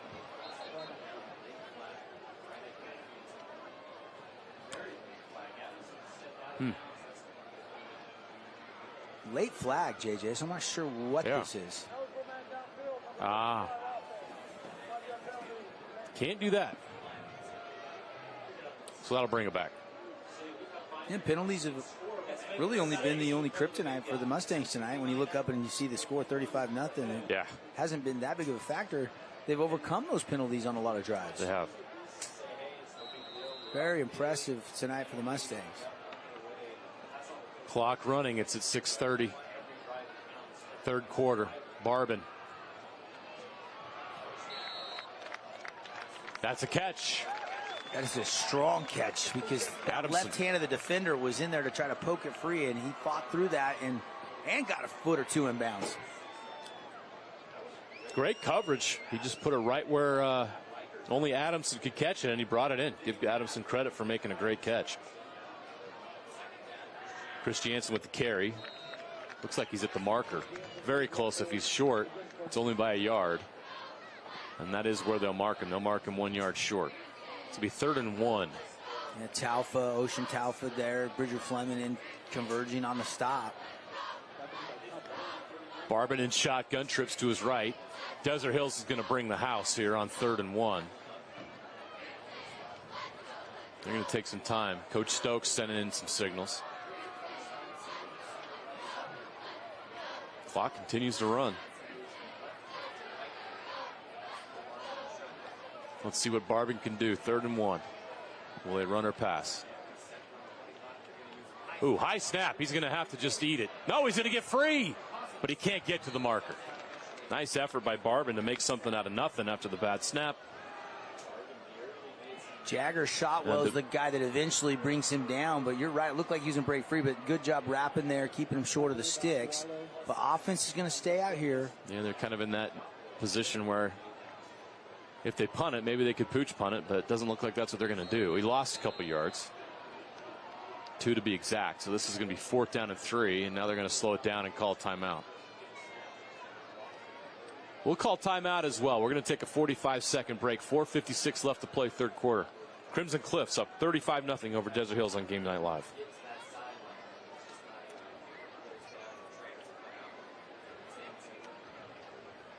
Let's see, in that first half, Desert Hills was 3 for 9 on 3rd down, 1 for 1 on 4th down. Crimson was 0 for 3 on 4th down. And only 1 for 3 on 3rd down. They hardly got to 3rd down. Yeah. That's interesting. They were 0 for 3 on 4th down. I didn't even notice that. Well, the first goal line stand. Yeah, that's right. 1. Yeah. But I'm trying to remember where the other ones were. I don't remember them going on. Let's be honest. I don't either. You know what's addicting? Football. You know what else is addicting? Looking for homes or investment properties. Let the Fry team at Red Rock Real Estate coach you through your real estate addictions. Hey, Region 9 sports fans. This is Matt Hickman with Academy Mortgage, a proud sponsor of Region 9 football. I would be honored to help you with your next mortgage, whether it's purchasing a home, building, or refinancing. Hey, I'm wide open. Let's connect for a touchdown. Everyone loves local sports and, of course, loves ice cream. And the best ice cream on the planet is Handel's Homemade Ice Cream. Open late every day of the week with dozens of delicious flavors. So after your favorite team wins, head over to Handel's to celebrate with locations in St. George, Layton, and Woods Cross. Back to the action, 4th down. They're going to go. Barban hands off. Christiansen, loose, first down. Past the 40-yard line. He almost broke that for more. But a shoestring tackle prevents him from doing so. But that is a first down. That'll move the chains. The old draw play, the center guard go cheek to cheek there, explode out, and you're right. You described it well. Shoestring tackle, or he might have a lot more there. And now the officials are talking about something. I didn't see a flag on the play. Did you, JJ? I did not. So I'm not sure what this is about. They haven't moved the Yeah, they have not. Oh, we got a penalty. But it's going to be against the Thunder. I didn't catch that. I didn't see the flag on the field, but that's another 15 yards for Crimson Cliffs. A personal foul penalty against the Thunder.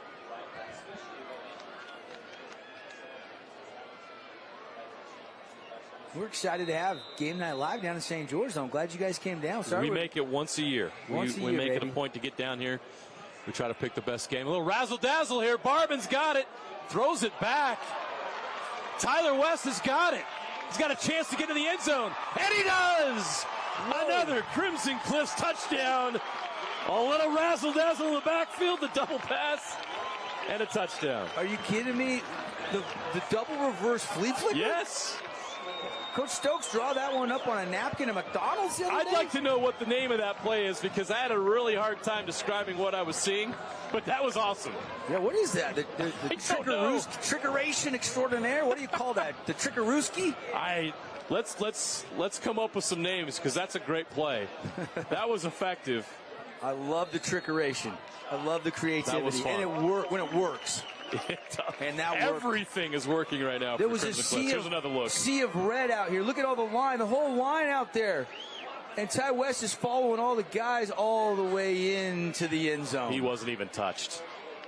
Easy. What a play by Crimson Cliffs. Ty West is having himself a night. There's Coach Stokes congratulating West on the touchdown. Coach Stokes like, hey, guys, wait.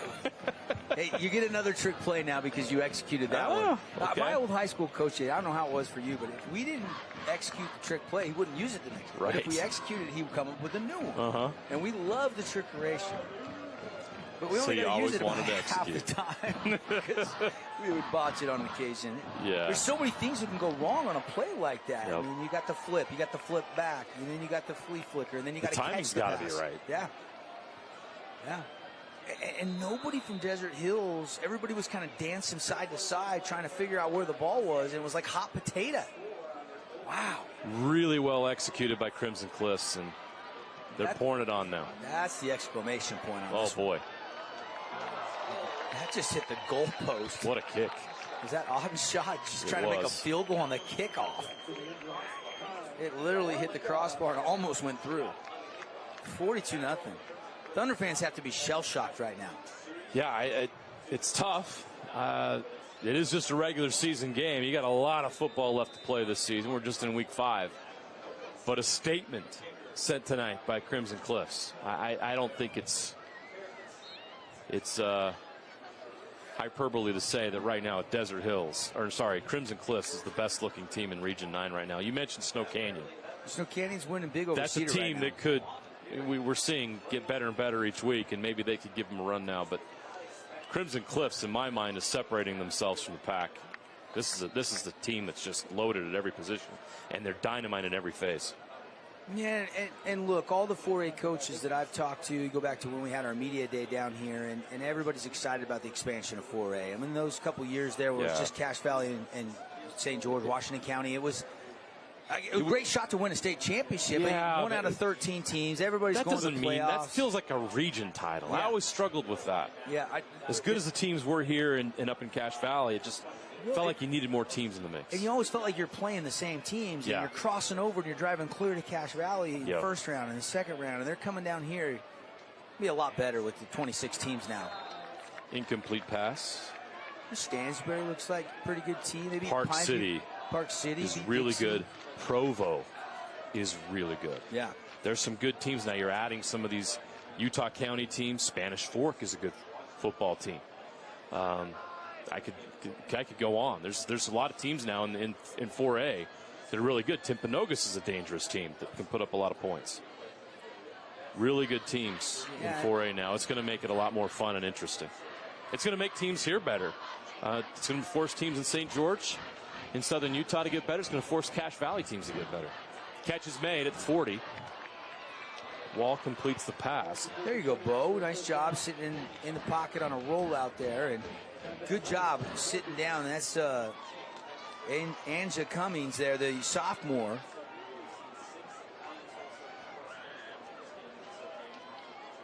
Good hands there.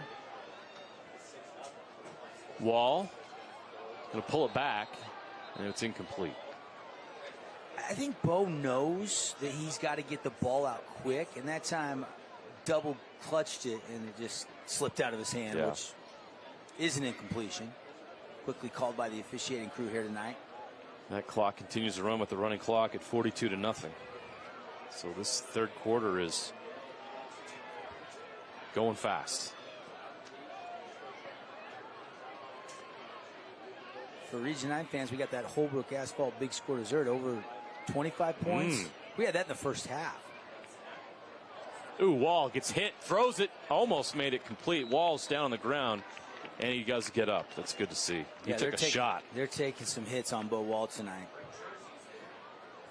And you do have Stu Taufa, but the rest of this offensive line is pretty young around him. Even Taufa's a junior, right? Yeah, and Fuatololo on the left tackle position. I mean, this is just big kid, but raw, still learning how to play the position. Crimson Cliffs just has so much experience and talent. Again, that's just there's an example right there. Just terrific.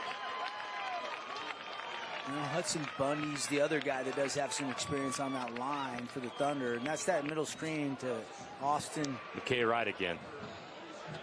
And McKay Wright's everywhere, isn't he?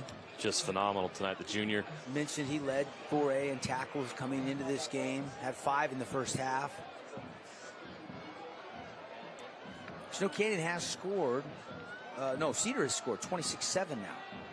The score across town over there at Snow Canyon. You were mentioning maybe they're one of the teams. They played Centennial, Green Valley. They played some Vegas schools the last couple of weeks.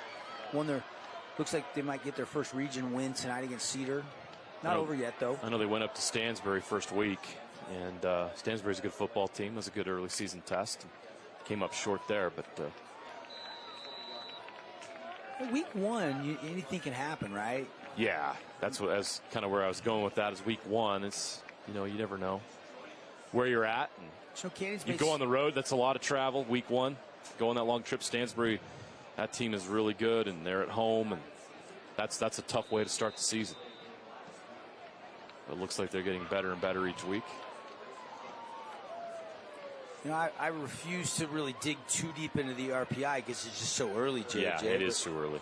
But right now, Green Canyon's 1, Ridgeline's 2, Park City's 3, Skyview's 4, Snow Canyon 5. That was going into this week's games. Those were your top 5. But Crimson at number 9, I mean, anybody watching this game knows this is not the number 9 team in the RPI. No. This looks like the number 1 team in the RPI. You can make a case. There's no doubt about that. And I mentioned some of those Utah County teams that Provo's 6. They're not in the top 5 either. Where's Provo? 6? 6, yep.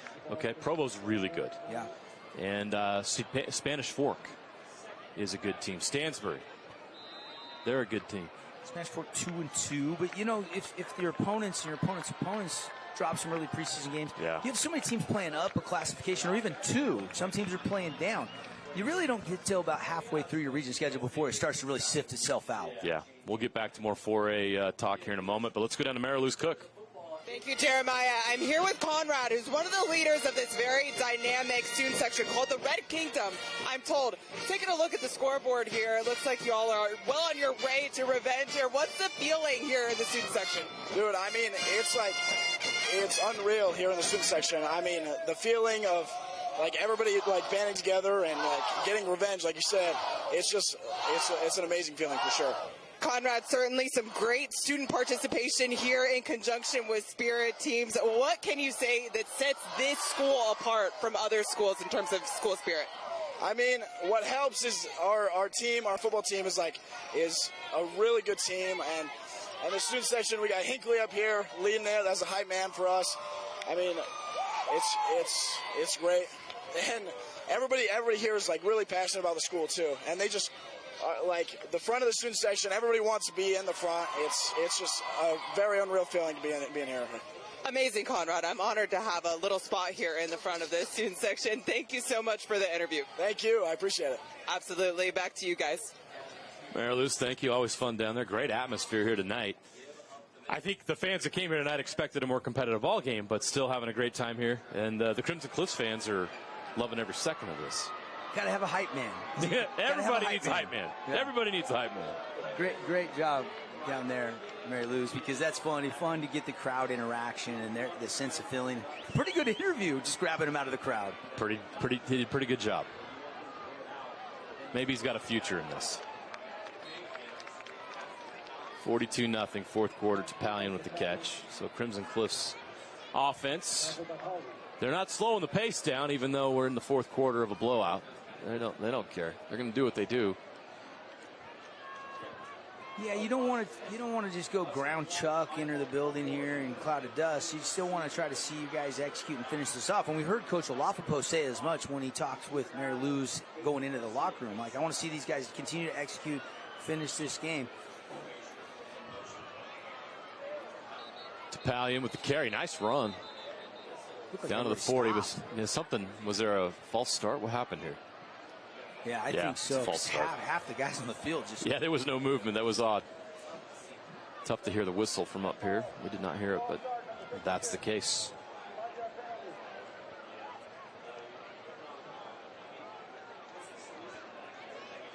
And that's really the only thing that's, slowed this Mustang offense down is a few setbacks and penalties. Another score of interest to some fans down here would be Skyview and Ridgeline, the top two teams in Cache Valley playing tonight. And right now, Skyview leads that game 15-9.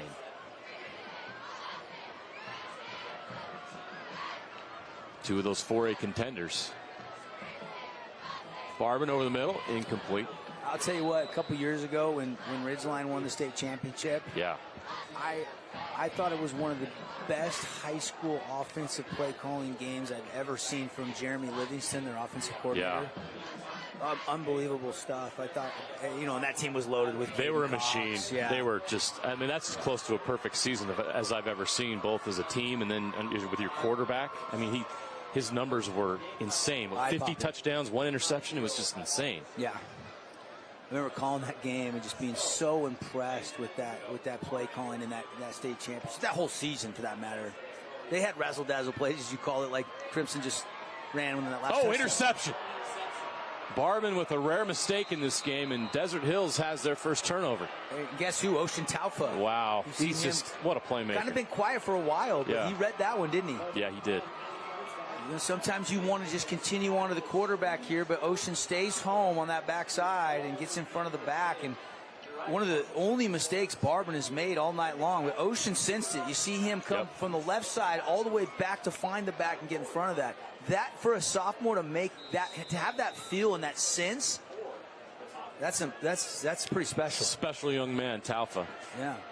Ocean Taufa stepped right in front of the Topalian to take that screen pass away. So Desert Hills trying to get that goose egg off the scoreboard here. And we've seen some connections through this Desert Hills program. You go back to when Gabe Sewell Jr. was here, and then you saw Nephi Sewell play with him for 1 year, and then you had Nephi Sewell break his neck in high school and then win a state championship with Panay, and Panay's now in the league. And Noah, the youngest brother, was at Desert Hills as a quarterback as a sophomore. They went, of course, up there to Orem. Yeah. And then Oregon. Now, 3 Sewell brothers are in the NFL that came through at one point or other. And Gabe Jr. was in the USFL. Yeah. That's insane. Yeah. What a talented family. No question. It's been pretty cool to see that develop over the past decade. Runner on the loose into the end zone. Touchdown.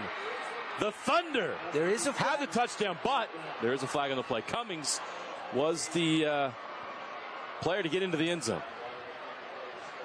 Cummings makes a great move, gets all the way, shows you that burst of speed, but they're backing it up, it looks like. Heartbreak for Desert Hills. They thought they had that score. Just nothing. Other than that interception right there, nothing has gone their way tonight. Cannot get a break. They're talking it over still. Coach Tapp's definitely looking for an explanation over there.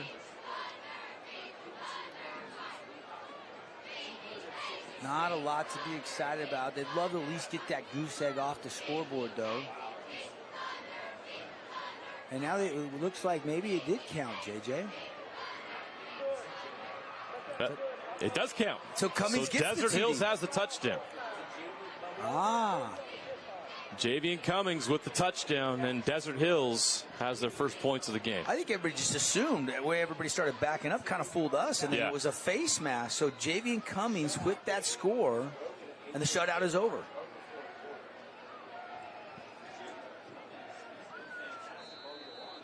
Javian came in averaging 70 yards a game. He's been that main weapon in the receiving core. Yeah. Here's another look at the touchdown by Cummings. And that was Garrett Grondell in at quarterback. Oh, there's the penalty. Garrett Grondell threw that. Oh, really? The backup quarterback. Yep, That was I did not catch the Bo quarterback Wall. change. Sorry about that. Number 9, Garrett Grondell. He actually was the starter as a sophomore last year for Hurricane. Now at Desert Hills, and throwing a touchdown pass there to Cummings, and shutout is over. Good little wiggle there, a little spin move. He's had flashes tonight. That's a talented young man. And Cummings has been the guy in that wide receiver core. But they've done a pretty good job containing him until that play. There's a little bit of, momentum, something to build upon if you're Desert Hills, something you can go back and say, hey, guys, at least we kept fighting. We got Absolutely. that shutout off the board. But hasn't been enough of that for the Thunder fans liking, especially coming off last year. Such a great They season. needed that touchdown. Cummings has got a touchdown. It's going to help the confidence. It's going to help this team moving forward. But no one's going to leave here happy tonight on the Desert Hills side. 42-7. Still got a running clock. Yeah, and, Bo Wall's taking some hits tonight. You're not going to win this game, so you're giving, your other quarterback some reps. And not like that. It was a perfect throw down the middle, threading the needle, but got it out quick, got it right on the hands, and then let Cummings do his thing, showing you some yards after contact there. Took that face mask, fought through it. So 42-7. Under 9 minutes here to play. Do you onside it here? Why not? They have nothing to lose. Nope, they're going to go full on, kick it into the end zone for the touchback. And so Crimson Cliffs will start this drive at their 20 with 8:49 left to play. Running clock, 42-7 still, 35-point lead. Now, the question is, will we see Steele Barbin back out there?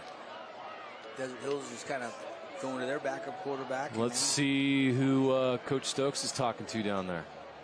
I think they might be making, let's see. Blocking my number right now. I can't. It is still Barbin, but I think Coach Stokes. Yeah. He wants to stay out there. No, he's going to tend to playing with Barbin. So Barbin will play one more series. Yep.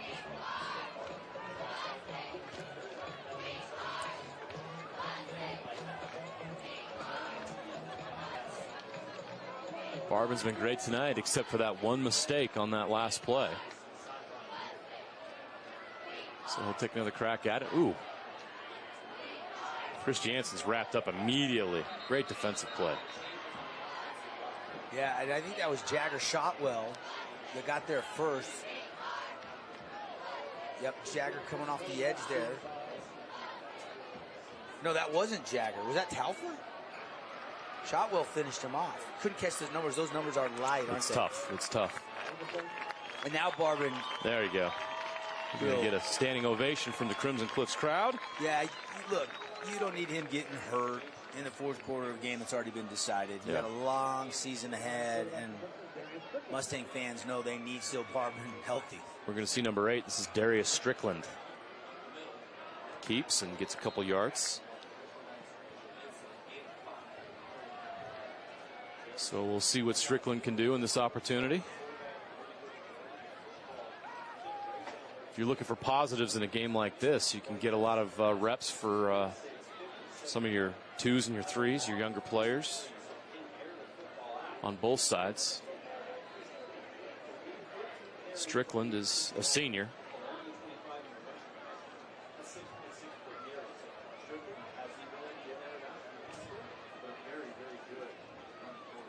Under 7 minutes left to play. Strickland's going to throw it. The catch is made on a swing pass. Chris Jansen's loose. Past the 30 over the 35, 36-yard line. That is enough for a first down. So Crimson will continue to burn that clock. I like that stop and then go, make a man miss. Polu there couldn't get leverage and take that block on and make that tackle. Tapalia, Chris Jansen, nice little 1-2 punch. They both got some similarities to them. It's not like one's thunder, one's lightning. They're both, both guys have got some rhythm. I think they're both lightning. Based on my evaluation here, they both have that explosiveness.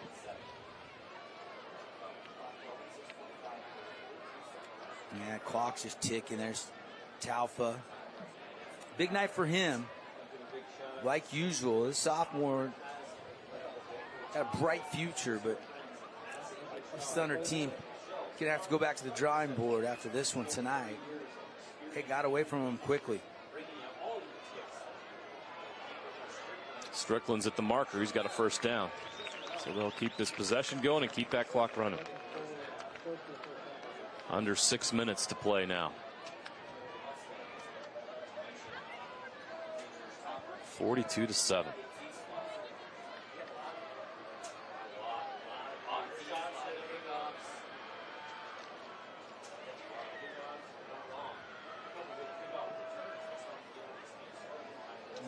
I like getting a look at Strickland, seeing what he's capable of doing.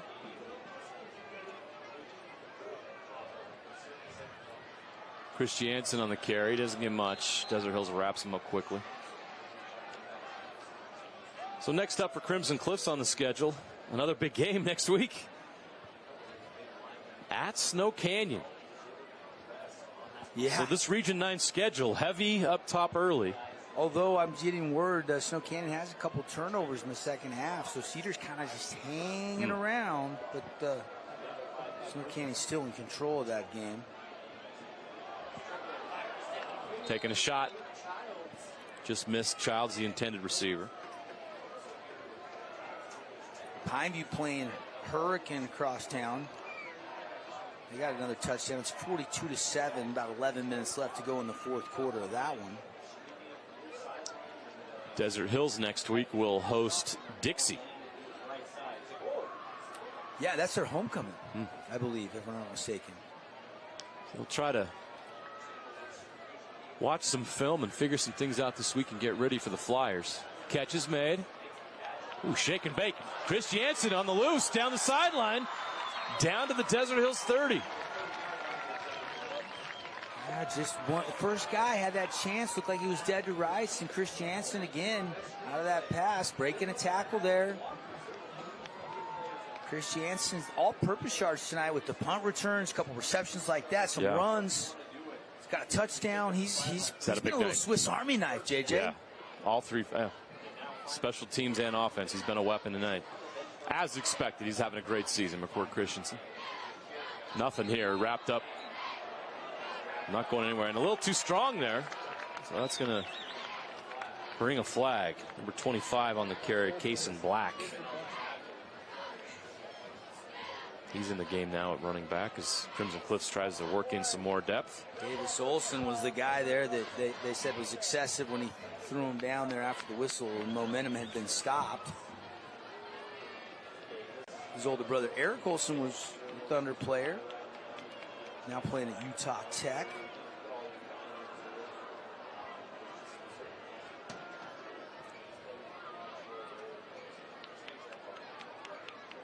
Got some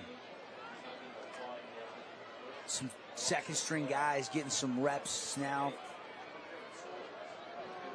All the starters have been lifted. As 35-point lead right now for Desert Hills, or for Crimson, excuse me.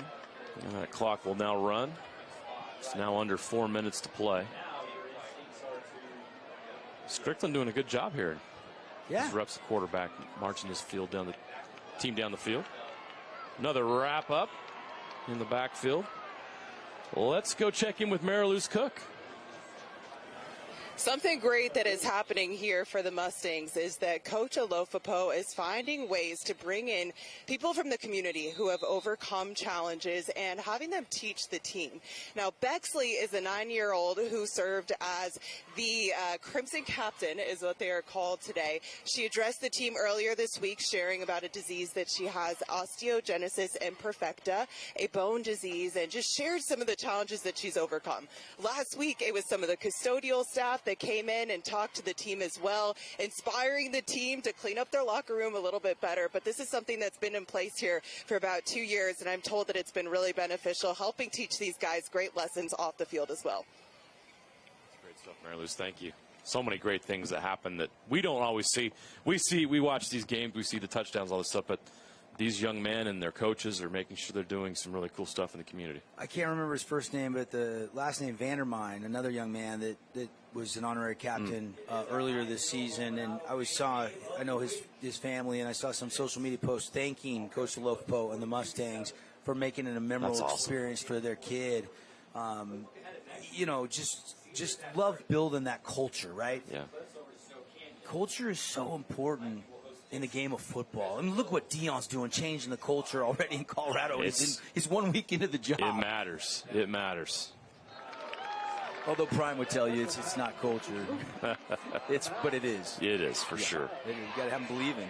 Well, this Crimson Cliffs program in just a short period of time has done just that. They've got culture here, and they got belief. And this is a Crimson Cliffs team. The baseball team's got back-to-back state championships. Their golf team's won state championships. They've had success, but they haven't got one in football yet. And this could be the year. No doubt about it. This team is legit. With Bardman at quarterback and all the weapons they have, this defense is phenomenal. And they got depth. Strickland up the middle. He's got a chance to take it in the end zone, and he does! Touchdown! Darius Strickland! The backup quarterback comes in and finds the end zone. Shows you the depth I just talked about. Great decision. And it looked like he was going to take on both the backers, and then whoop, goes to the outside and shows you a little speed burst.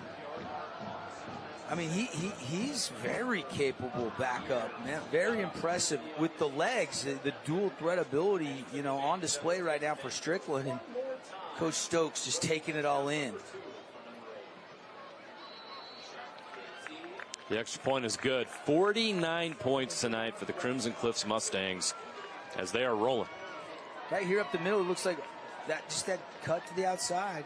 And I said it earlier, and I'm not trying to beat a team when they're down, but this is the flattest I've ever seen Desert Hills play in the last decade. They just have not had that fight. Another look at it, and I'd heard that, some sickness. I know you're missing a couple guys. Hunter Clark started safety out. That's a big loss in the secondary, but this will be one of those games. If they can turn this around and learn from this, the Desert Hills, we can still see them bounce back. They still got a lot of talent on this team, but this is a humbling loss for them. Oh, yeah. They just didn't have any juice tonight. There's no doubt about that. Normally explosive offense. The run game could not get off the ground. No pun intended. I thought it would be one of the trenches. Yeah. And Crimson has won the battle in the trenches. No question about that. They've won every phase. Yeah. And that's a tribute to them and where they're at. And Desert Hills knows that they've got a long way to go to catch up. It was not long ago Desert Hills was holding that trophy, but it's a new year. And we mentioned Crimson Cliffs and the continuity, the 9 starters back on defense. And that shows tonight, right? And they played that tough non-region schedule, prepared them for tonight. And they look like the team to beat in Region 9. There's no question. Well, and they're specializing. They're going one way, JJ. Like, as much as you want to play your stars both ways, you save energy. You really learn how to execute, do your job. When you're trying to do 2 jobs, and you're trying to play safety and receiver, you're trying to play offensive, defensive line, it takes a lot out of you, and we're seeing more and more 4A schools that are able to have the depth and play players one way and have more success, and that's a credit to Coach Alofapo, Coach Stokes. I knew when those 2 guys got reunited, this could be something special. Yeah. Yeah, maybe we haven't talked about it enough. The addition of Coach Stokes as an offensive coordinator. I mean, wow, what a home run hire, right? Well, how fun was Timpview's offense? They were electric. Last year? They were electric, and they were this close to beating a juggernaut Lehigh team for a 5A state championship. This close. So, and Stokes, his DNA was all over that. And he did a great job at Timpview. To be able to get Stokes to come back and to be a part of this team and be an offensive coordinator is just such a home run hire for the Mustangs. No question. Thunder trying to, again, get some reps for their young players here as we wind down the clock. Coming up on 2 minutes to play here in the fourth quarter. So Crimson Cliffs is just a couple minutes away from celebrating a massive win for them in Region 9 play. Yeah, but Coach Wayne will keep them grounded. He'll keep it in perspective. You got Snow Canyon next week. It's just, if you want to be king down here, you gotta win week in and week out. This is a nice win. I think Dixie's a team that's going to keep getting better. Absolutely. Breaking in a new quarterback. Dixie's got talent. So it's this region title's not wrapped up tonight. There's no doubt about that. And Snow Canyon is a team that they've got guys, and they had them last year. But it's certainly fair to say at this point in time, this is the team to beat. This is the favorite to win it. They were our combined coaches and media poll we did on the Fan Sports Network before the season. Not the defending champs. The Mustangs were favored because you looked at Still Barber coming back with all that experience. You looked at all the defensive starters you just alluded to. You look at the great addition to the coaching staff with Coach Stokes. There's no weakness of this team. I mean, really, you want to nitpick them tonight? Penalties is the only thing I can really nitpick them on. Yeah, penalties in that interception on the screen pass. But Talfa made a great read. He did. You got to give him credit. But I know Steele's a competitor. He's going to be watching the film. He's like, gosh, dang it. Yeah. What was I thinking there? What did I see? Yeah. That's part of the growth process, right? I mean, you got to find something every game, even when you have success. When you beat your rival 49-7. You got to still find stuff to help you get better, and that's how teams become champs. There were a couple interceptions Barber had in that state championship game last year that kind of probably haunted him the last 10 months. May with a catch and then past the 40. So the clock is down to 30 seconds. We may have one more play. We may not. We'll wait and see. As I mentioned, Desert Hills will play Dixie next week at home. Crimson Cliffs will travel to Snow Canyon. Another big Region 9 game next week between the Mustangs and the Warriors. By the way, Mason Vandermine was the young man that was an honorary captain a few weeks ago that had a great experience being part of this Mustang football program. Shout out to Mason. Yep. And that should do it. That is it. We have come to the end of this game. All Crimson Cliffs tonight. A statement victory by the Mustangs. They are certainly the team to beat here in Region 9. They are 4A state title contenders. 49-7 is the final score. Crimson Cliffs. I'm not going to call it revenge. It's not for a state championship. I know they got bigger goals, but this is a big win tonight for Crimson Cliffs to beat their rival, make a statement that they're the team to beat here in Region 9. And we saw it on the field and all that stuff in the offseason, getting ready. Playing the non-region schedule. It all came together tonight for Crimson Cliffs, and they looked phenomenal. Yeah, I mean, you look at, what I think out of all the touchdowns, nobody had two, did they? I think they spread it around. Everybody that scored a touchdown was a different guy. Strickland being the last score there. Yeah. Christian Adamson had a score. Christiansen. Yep. West. Italian. Yep. Olafopo had the first touchdown to catch. I mean, it was total team. Absolutely. Effort. It shows you all the weapons they have and the talent that they have. That it's not just one guy they're going to. It's not one guy they're depending on. As a defense, how do you defend this team that has so many guys that are capable of getting into the end zone on any given play? And you've got a very experienced quarterback who I was really impressed with seeing in person. He's got touch, but he's also got arm strength. He's everything you want in a quarterback, the clear leader of this team. They've got everything you need to win a state championship. And right now, if I'm voting, I've got them definitely my top three, maybe number one. That's how impressed I was tonight. You should have a vote. You better have a vote in this, right? It doesn't votes don't matter. It matters on the field. And eventually, in November, we're gonna figure this out. Get JJ but I'm so excited. We're at this. I have a Heisman vote. Oh, you do? I do. How about that? Just funny you said that, but that's not what we're talking about here. We're talking about Crimson Cliffs and what a great night they had. Mara Luz will join us shortly with the player. We're waiting for that. Let's go down to the field. Mary Lou, speaking of, with Steele Barbin.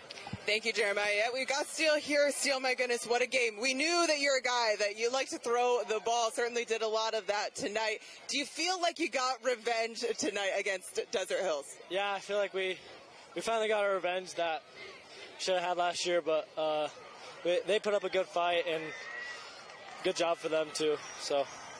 Now, with your success, certainly, what can you say about your wide receivers that you've got that you were connected with tonight?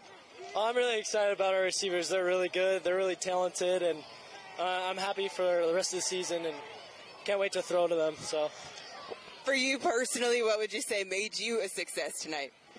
Just making the right reads and trusting my O-line and trusting my receivers. All right, fantastic. Thank you so much, Steele. Congratulations to you. Thank you so much. He's the best quarterback in region. Put some respect on his name. I think there's a lot of respect on Steele's name right now. Back to you guys. Hey, we gave him a lot of love tonight, so he certainly proved a lot. It's Steele Barbin's a proven commodity here in the state. Come on now. 248 yards wow. Passing, 4 touchdowns for Steele Barbin tonight, 2 to Tyler West. That was the only Mustang that did have 2 touchdowns tonight. Tyler West had 2, that's right. The love was everywhere. They were sharing the love. It's a special night for Crimson Cliffs. They're going to enjoy this in front of their home fans. Big victory for the Mustangs. Let's go down, and Mary Lou's has got Ty West. All right, we have Ty West here, 2 touchdowns for you. Steele was just telling me he loves throwing to you. What is your connection with him like? He's been my quarterback for so long. I just love him throwing the ball to me. Like, it works out. I don't know. Tonight, I'm sure revenge was on your mind. Do you feel like you accomplished that tonight? I think we did, yeah. They're a great team, but we came out ready. Now, to be able to do it at home and in such dominant fashion, what kind of a statement do you hope that makes for you and your team? I just hope everybody knows who they're playing and that we're ready to kick people's butts and stuff like that, yeah. All right, fantastic. Ty, thank you so much for your time. All right, back to you guys. Thanks, Mary Lou's. Kick people's butts and stuff like that. They kicked butt tonight, 49-7. There you see it on the screen there. That is the final. Celebrating that victory right now. The coaches, what a special moment there. Coach Stokes talking to his players. They get to enjoy this 49-7 victory. Devin's been fun. It's a blast to come down here, call a game with you. Awesome. We've known each other for almost 20 years now, and to have a chance to have some fun tonight, pretty darn cool. So, special King of St. George Sports right here. It's been a pleasure, Devin. Next week, Sly will be back. I'm headed back up north. We got a big game next week. Lehigh's taking on American Fork. That's 2 of the top 4 teams in the entire state. Both teams will go into this game undefeated. We're looking forward to this. The defending 5A state champs stepping up to 6A, taking on another Utah County powerhouse. That's our next Game Night Live game of the week. We'll see you at American Fork High School, 7 p.m. next week. Devin, thanks so much. Appreciate you doing this. Jeremiah Jensen for Devin Dixon, Mary Lou's Cook, and our entire Game Night Live crew. We'll see you next Friday, 7 p.m. at American Fork High School. We sign off from Washington Hills. We'll see you next week.